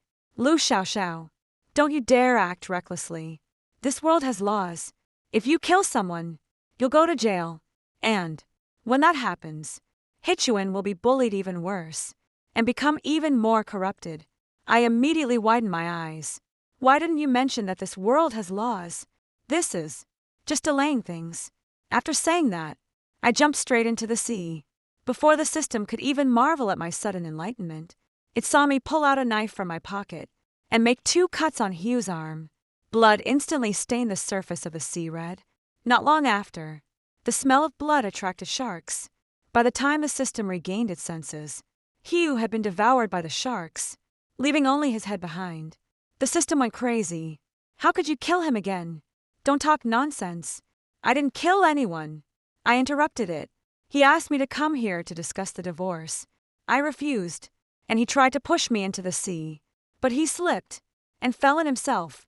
I tried to save him, but he accidentally touched the knife in his pocket, and that's how he ended up being eaten by the sharks. I said this not only to the system, but also to the police. However, when I spoke to the police, I cried uncontrollably, Officer, does this count as murder? Will I have to go to jail? Hugh is a typical Phoenix man after passing the exam and leaving the mountains. He married Hichuan's mother, who was a wealthy Aries after marriage. He inherited the family company of his original family, seized their assets, caused the death of his original parents, and even found a mistress for the sake of the mistress. He who drove his wife and children out of the house. As a result, the original host developed depression and would hit Hichuan at the slightest disagreement. Additionally, Hugh was incited by the mistress and turned a blind eye to Juan's situation. The mistress also hired people to bully Hichuan both inside and outside the school. Under these 3 layers of intense pressure, Hichuan successfully turned to the dark side. The system set me here for one purpose: to be a good mother to Juan. When he suffers, I'll give him endless maternal love, but I believe that love can't heal the heart as much as money can. Yu is now a well-known entrepreneur, and everyone in the city knows about his situation. The police were already quite sympathetic to my situation, especially after reviewing the surveillance footage and confirming that he had indeed fallen into the water. During our argument, they classified his death as an accident. Thus, I obtained the freshly issued death certificate and went straight home. As soon as I pushed the door open, I heard the sound of a slap. "You beast! How dare you talk back to me? Look up! He's mistress, Shinlenji." With her big belly was hitting Juan. She was extremely fierce. "Get on your knees for me." Just as Juan, as usual, was about to kneel down. With red eyes, I stepped forward and grabbed his arm. Then, right in Shinlenji's face came a fierce slap. Hichuan and Shinlenji both widened their eyes in disbelief at the same time. "Lu Xiaoxiao, how dare you hit me?" After Shinlenji came to her senses, she raised her hand and moved it toward my face. Mamichuan instinctively wanted to step in front of me. I also quickly pulled him behind me. After Shenlonji's slap missed, I raised my hand and slapped her face back and forth several more times. Shenlonji's voice grew even louder. "Lu Xiaojiao, I think you don't want to live anymore. I'll call her right now, and he won't let you off." Seeing her like this, I couldn't help but laugh. "Stop hitting him. He is dead." Shinlenji froze for a few seconds. "What nonsense are you talking about? Hugh was perfectly fine this morning. If he finds out you're cursing him like this, he'll be furious, and you two are going to be in big trouble." She hurriedly made several calls to Hugh. After several failed attempts, she was clearly starting to panic. "Really? Stop calling." I reminded her again. Out of kindness. "Yu is really dead." Shinlenji didn't believe it. "Impossible. Lu Xiaoxiao. You and Hugh aren't even divorced yet. What good does it do you to curse him like this?" I rolled my eyes, took Hugh's death certificate out of my bag, and threw it in her face. "If you don't believe me, then take a look at this." Shiny's face instantly turned deathly pale. "He's really dead. Then where is his body? Eaten by sharks?" I shrugged helplessly. "Shinlenji, why did you have to arrange for him to discuss the divorce with me at the beach? Of all places." He couldn't swim, and instead of waiting calmly for rescue after falling into the water, he ended up being completely devoured. Shinlenji seemed frozen in place, even forgetting to breathe. A few minutes later, Shenlonji lifted her leg and walked toward the door. "You're lying. This can't be true. I'm going to find you." But before she could take more than a few steps, her eyes suddenly rolled back, and she fainted on the spot. Miss Shin fainted due to shock, but the fetus in her womb is fine. She just needs a couple of days of rest to recover. After the doctor finished speaking, I let out a sigh. Everyone thought I was relieved, because the child was safe. Only the system hit the nail on the head. She and the child are perfectly fine. You must be really disappointed, aren't you? I ignored him, because I am very busy. He was dead, and he didn't leave a will. This vast family business is waiting for me, and Hichuan to inherit. So I called in Hugh's lawyer and financial advisor to have them compile a summary of Hugh's assets for me. I never knew that Hugh was so rich. He owns hundreds of properties under his name and has opened more than a dozen bank safes. I counted the zeros back and forth, but before I could be happy for a few seconds, I noticed something strange. "What's going on with these properties?" The lawyer glanced at it and said, "Mister, he is planning to transfer these properties to Miss Shen. The procedures are still in progress." "What?" I exclaimed in disbelief. "How dare you give my properties to someone else?" The lawyer smiled awkwardly. Suddenly, I remembered what the system had said about this world having laws. "Stop the procedures for me first." I slammed the paper on the table. Also, the things he gave to Shinlenji. You should be able to track them. Right. These are all part of the marital property between Hugh and me as the legal wife. I'm going to sue her, truly the elite. In less than 2 hours, the two of them had compiled a list for me of all the money he had spent on Shinlenji. In just 2 short years, Hugh had given Shinyanji over a dozen properties.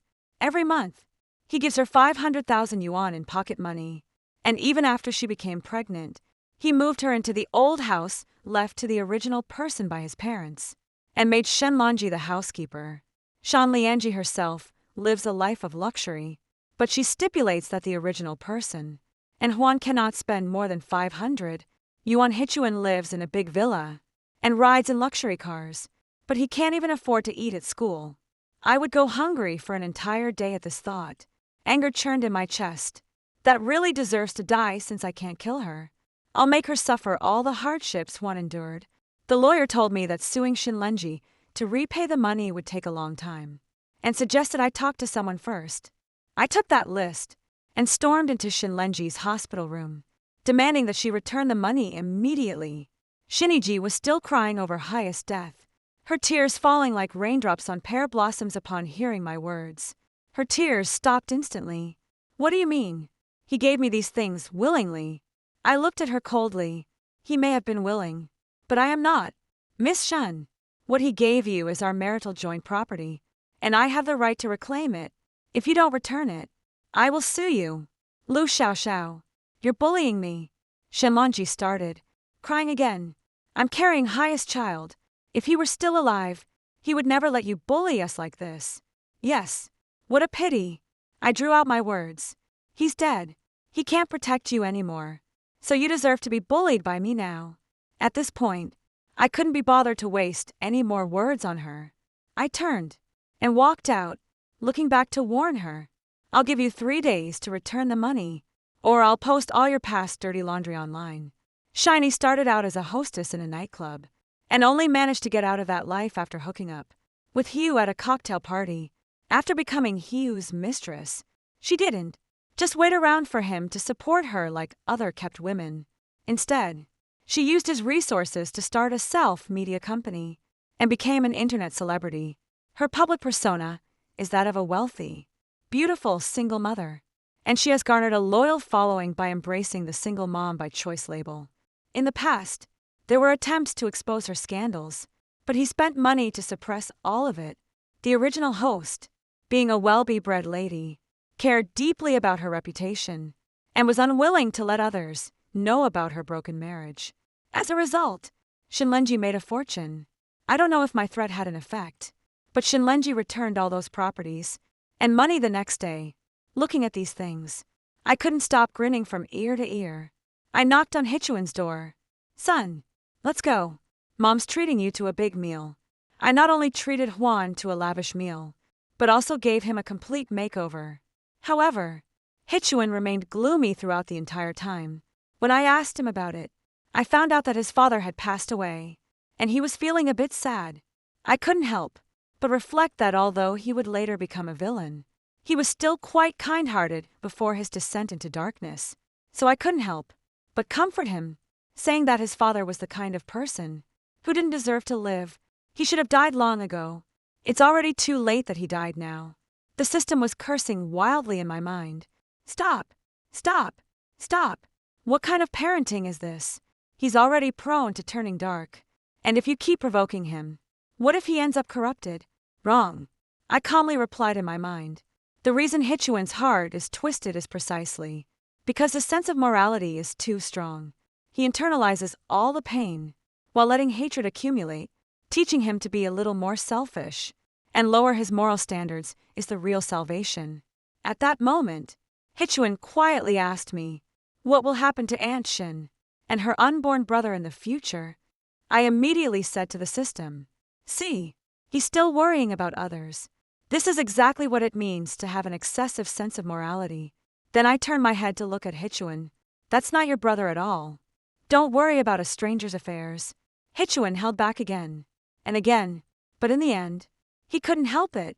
Mom, Aunt Shinlenji will cause trouble for you. I'm afraid she won't. I smiled, giving he a heads up. Huan, for a mistress like Shinlenji, No matter what happens to her in the future, it's all deserved. 2 days later, Wan's words came true. A court summons was delivered by express mail. Shan Lianji sued me for embezzling Hugh's inheritance, claiming that Hugh had left a will long ago, bequeathing all his property to the child in her womb before the formal trial. The court conducted an out-of-court mediation between me and Shinlenji, with her large belly slapped Hugh's will in front of me. He said all his money is to be left to the child in my belly. Now please return the property to my son. I glanced at the contents of the will. Miss Shen, how can you prove this will is genuine? I flicked the paper with my finger. This signature doesn't look like he used handwriting to me. Shinlenji seemed prepared, sneering coldly. I knew you'd say that this will has been notarized, with 2 lawyers present at the time, and the entire process was recorded on audio and video, as long as the child in my belly is he. According to this will, all his inheritance belongs to my child. The mediator took the document and examined it, nodding. Indeed, it bears the seal of the notary office. Shan Yanyanji lifted her chin slightly, looking at me with an air of confidence. Oh, I remained calm and unhurried.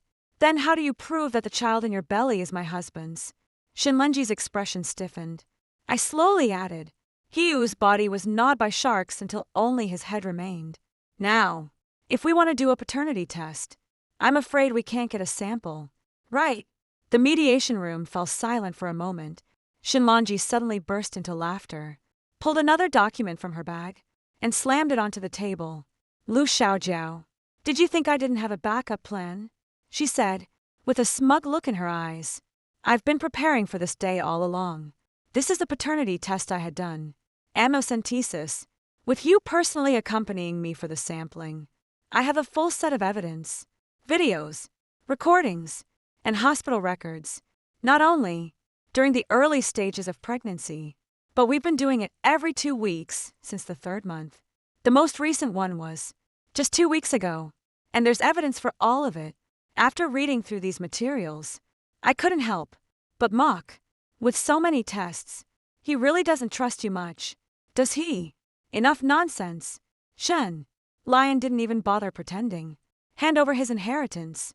I stayed silent for a few seconds before telling the mediator that I had a bit of a headache and wanted to step outside for some fresh air. After the mediator agreed, I stepped out the door. Arriving at the stairwell, I crouched down in agony. Before I could enjoy the quiet for long, Shinlenji's voice rang out. Lu Xiaoxiao, you're still too green to go up against me. I looked up. No wonder you were so quick to pay back the money. She laughed even more disgustingly. I was just afraid something might go wrong, so I already coaxed you into making a will. Lu Xiaoxiao, you can't steal a man from me, and you can't steal the inheritance either. Right now I just want his share of the inheritance. Once I get my hands on it, I have plenty of ways to snatch the portion you hold too. You really are an idiot. Not only did your love-struck brain get your own parents killed, but your son will also be doomed by you in the future. Hearing these words, I also laughed. Shinlenji, you're so bad. I don't like this kind of villain. But you've forgotten one thing. Shinlenji asked. What? I stood up in her astonished gaze. I pushed her directly down the stairs. Shinlenji screamed as she tumbled several times, dark red blood staining the ground. I looked down at her from above, my voice calm.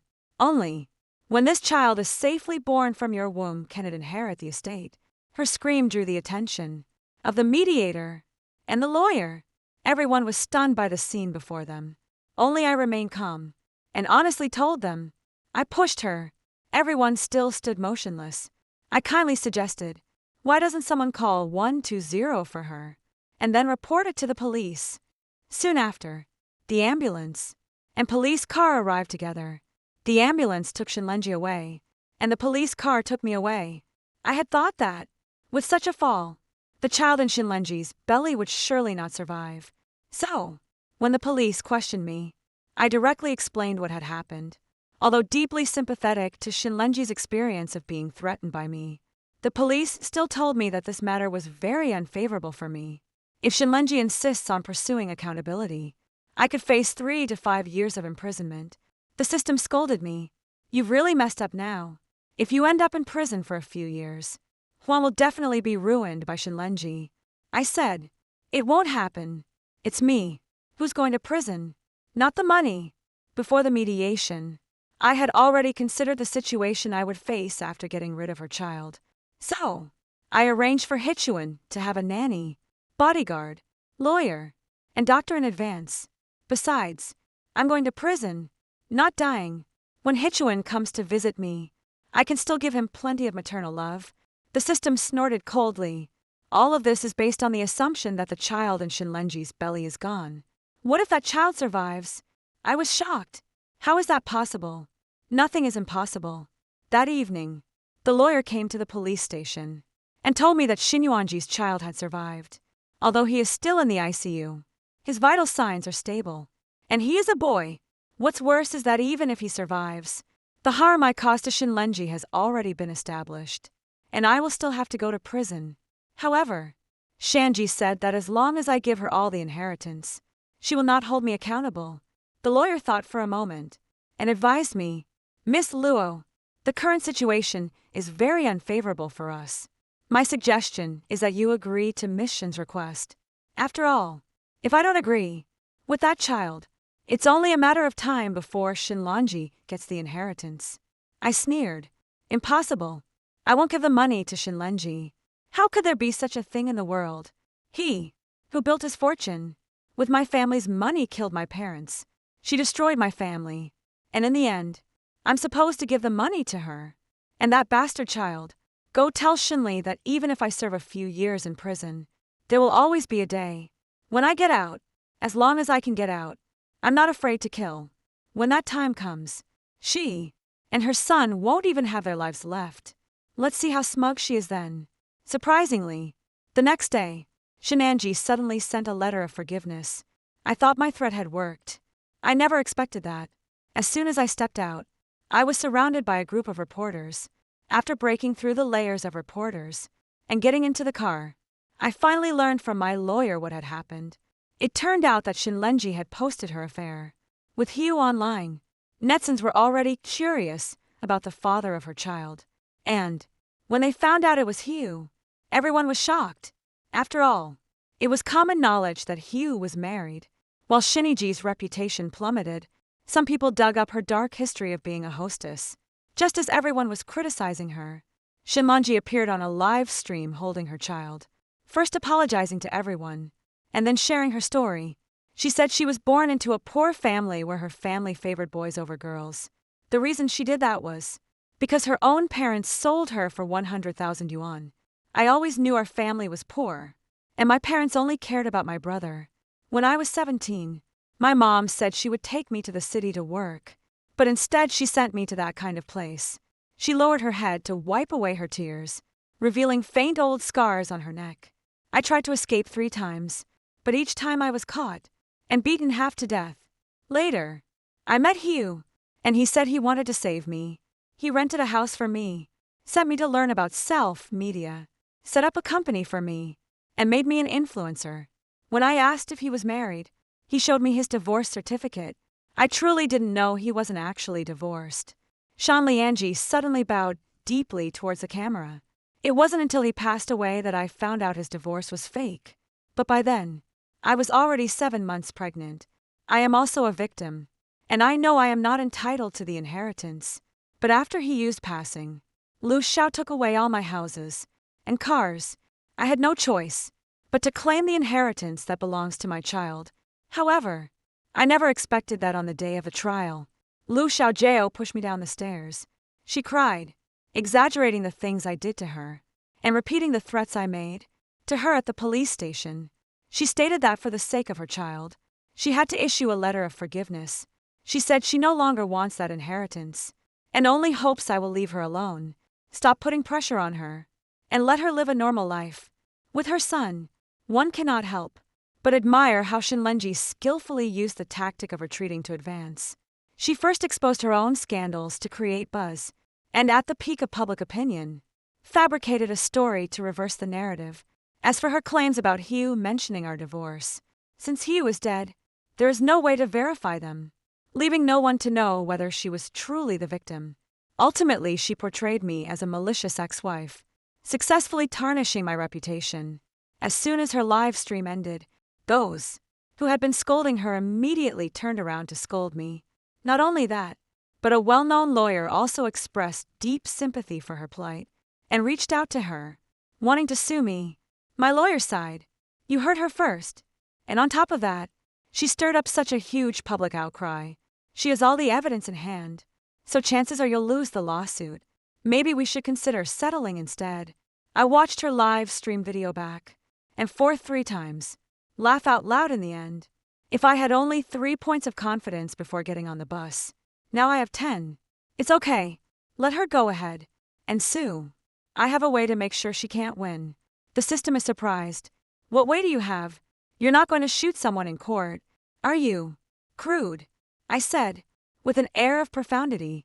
Evil cannot triumph over justice.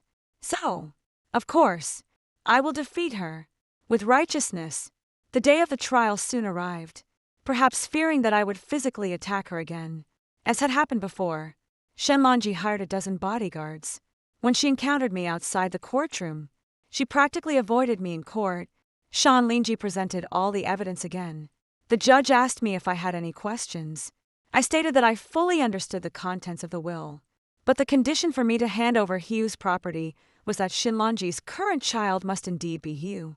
As soon as these words were spoken, the entire venue erupted in uproar. The judge slammed the gavel down, and after the courtroom fell silent, he looked at me. Defendant, do you understand what you are saying? The plaintiff has submitted 13 paternity test reports issued by legitimate institutions from the early stages of pregnancy to the present, all of which were personally participated in by Mr. Hugh.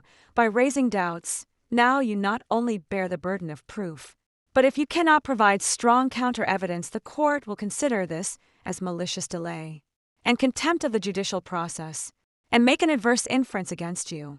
The audience gallery erupted in boos once again. This person is really stubborn. With such solid evidence, they still won't admit it. I don't think she's stubborn. I think she's naive, doesn't. She believed that since Hugh is dead, and there's no body, there's no way to do a paternity test, so she can keep questioning indefinitely. Shenlanji, seated in the plaintiff's bench, heard these words, and her eyes re-beamed. Your Honor, everyone, you've all seen it. For money, she'll say anything, and do anything. My child is still so young, yet she's being slandered like this. Her lawyer spoke even more sternly. Our evidence is conclusive and undeniable. The defendant's actions constitute defamation. The system screamed in my head. Lu Xiaoxiao, what are you going crazy about now? You've read those reports. There's nothing wrong with them. Although Hai Yu is a jerk, during that time, he was indeed being led around by Shenlanji, accompanying her for so many tests, just to prevent you from denying it. The child is definitely his, facing the ridicule of everyone. I let out a cold laugh and spoke up. Yes, Your Honor, I am aware, and I also admit that the child Ms. Shenlanji was carrying during her pregnancy, after multiple identifications, is indeed the offspring of my husband Hugh. The courtroom fell silent for a moment again, as no one understood what I was getting at. A hint of relief just appeared on Shenlanji's face. My next words instantly turned her face pale. But I smiled. What I question is not the child she is carrying. Shenlanji, I stared at her pale face. Do you dare to swear in court that the child you are raising at home now, and the fetus you were carrying back then, which underwent 13 paternity tests, are the same? Dead silence, absolute silence. Shenlanji's face turned ashen. Her lawyer was also stunned, clearly not expecting this turn of events. I turned to the judge. Your Honor, I have evidence here that the child Shenlanji is currently raising at home is not her child. With Hugh, that child did not survive. If it weren't for Shenlanji appearing in public with the child, I wouldn't have discovered this. Shenlanji's child was premature, so logically, it should have been smaller and thinner than a normal child.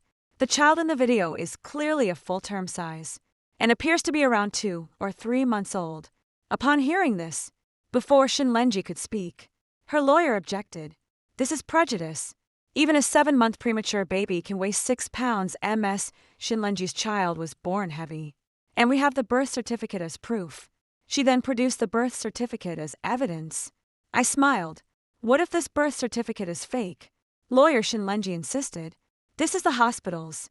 The doctors and nurses at the hospital were bribed by her. I said coldly. Shinlenji's child was stillborn. I was too lazy to keep them in suspense any longer. So, I just told them the whole truth. Shinlenji did indeed give birth to a child, but the child died not long after being born. In other words, even if the child had not been born prematurely, he would have died if born at full term, since the child was diagnosed with an illness while still in the womb. Shinlenji concealed it at the time to secure the inheritance. Moreover, to keep Hu in the dark and ensure a smooth delivery of a healthy baby, she had already made thorough preparations. She bribed the doctors and nurses at that hospital and found a pregnant woman whose due date was close to hers. After the child's death, she switched the two children. You're talking nonsense. Seeing that I had spoken the truth, Shanyanyanji became furious. Your Honor, she's just trying to scare everyone. She has no evidence for what she's saying, and Hugh is already dead. There isn't even a body left. I can't take the child for a paternity test now. She just wants to take all the inheritance for herself. Please arrest her. I laughed. You want evidence? I've got it. I directly presented Shin Yanji's transfers to those medical staff and the chat records with that pregnant woman. I handed the thick stack of evidence materials to the bailiff to present to the court. It clearly shows Shiniji's months-long communication records with the pregnant woman, large transfer receipts, and screenshots of her chats with hospital staff. Most crucially, the testimony provided by the bride nurse under pressure, and the recording from the real mother's husband, who told me that Shinlenji had switched the babies. The judge and jurors passed around the evidence, and a wave of suppressed gasps and whispers swept through the courtroom. Shinlenji's face turned from deathly pale to ash and gray. No, that's not true. These are all fabrications. Shinlenji shrieked. It's Liu Xiaojie, who framed me. She had it all planned out. I get it now. She's the murderer. His death wasn't an accident. She must have killed him. Liu Xiaojie. No wonder you insisted on going to the beach to talk to Hugh about the divorce. With your cunning nature, his death must have been your doing. She clung to the last straw, frantically turning the blame on me, trying to shift the focus.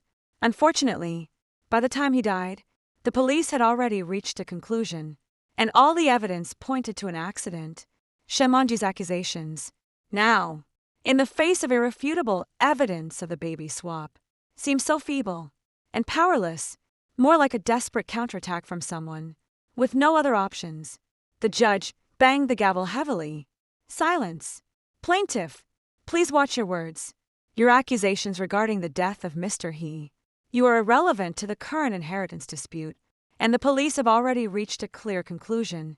If your current statements are not supported by new evidence, they may be considered defamation and interference with court proceedings. Shinlenji's lawyer quickly grabbed her, whispering to dissuade her, but Shinlenji had already broken down. Liu Xiaojie, you're a demon. How did you know there was something wrong with my child? Was it also your doing? Because of her unstable mental state, the bailiff tried to take her away, but she screamed in agony. Why are you arresting me? Arrest her. She's the one who killed Hugh and my child. No matter how hysterical she became, the matter had already been decided. The child is gone, so there's no chance of inheriting Hugh's estate, and all the bad things Shinlenji did are enough to put her in prison for over a decade. If she hadn't let me out, there might still have been a chance of victory. Unfortunately, she was too arrogant. After Shinlenji entered, there were no longer any people in this world who bullied Hichuan. Given my righteous nature, it was easy to raise a just child. In the end, Hichuan grew into a person of unyielding integrity, and I successfully maintained peace in this world. A decade later, I retired after accomplishing my mission, saving the next world after hearing the two stories above. What are your thoughts? Feel free to share your opinions in the comments section. Looking forward to hearing from you. If you like this story, don't forget to like it, share it, and subscribe to my channel. See you next time.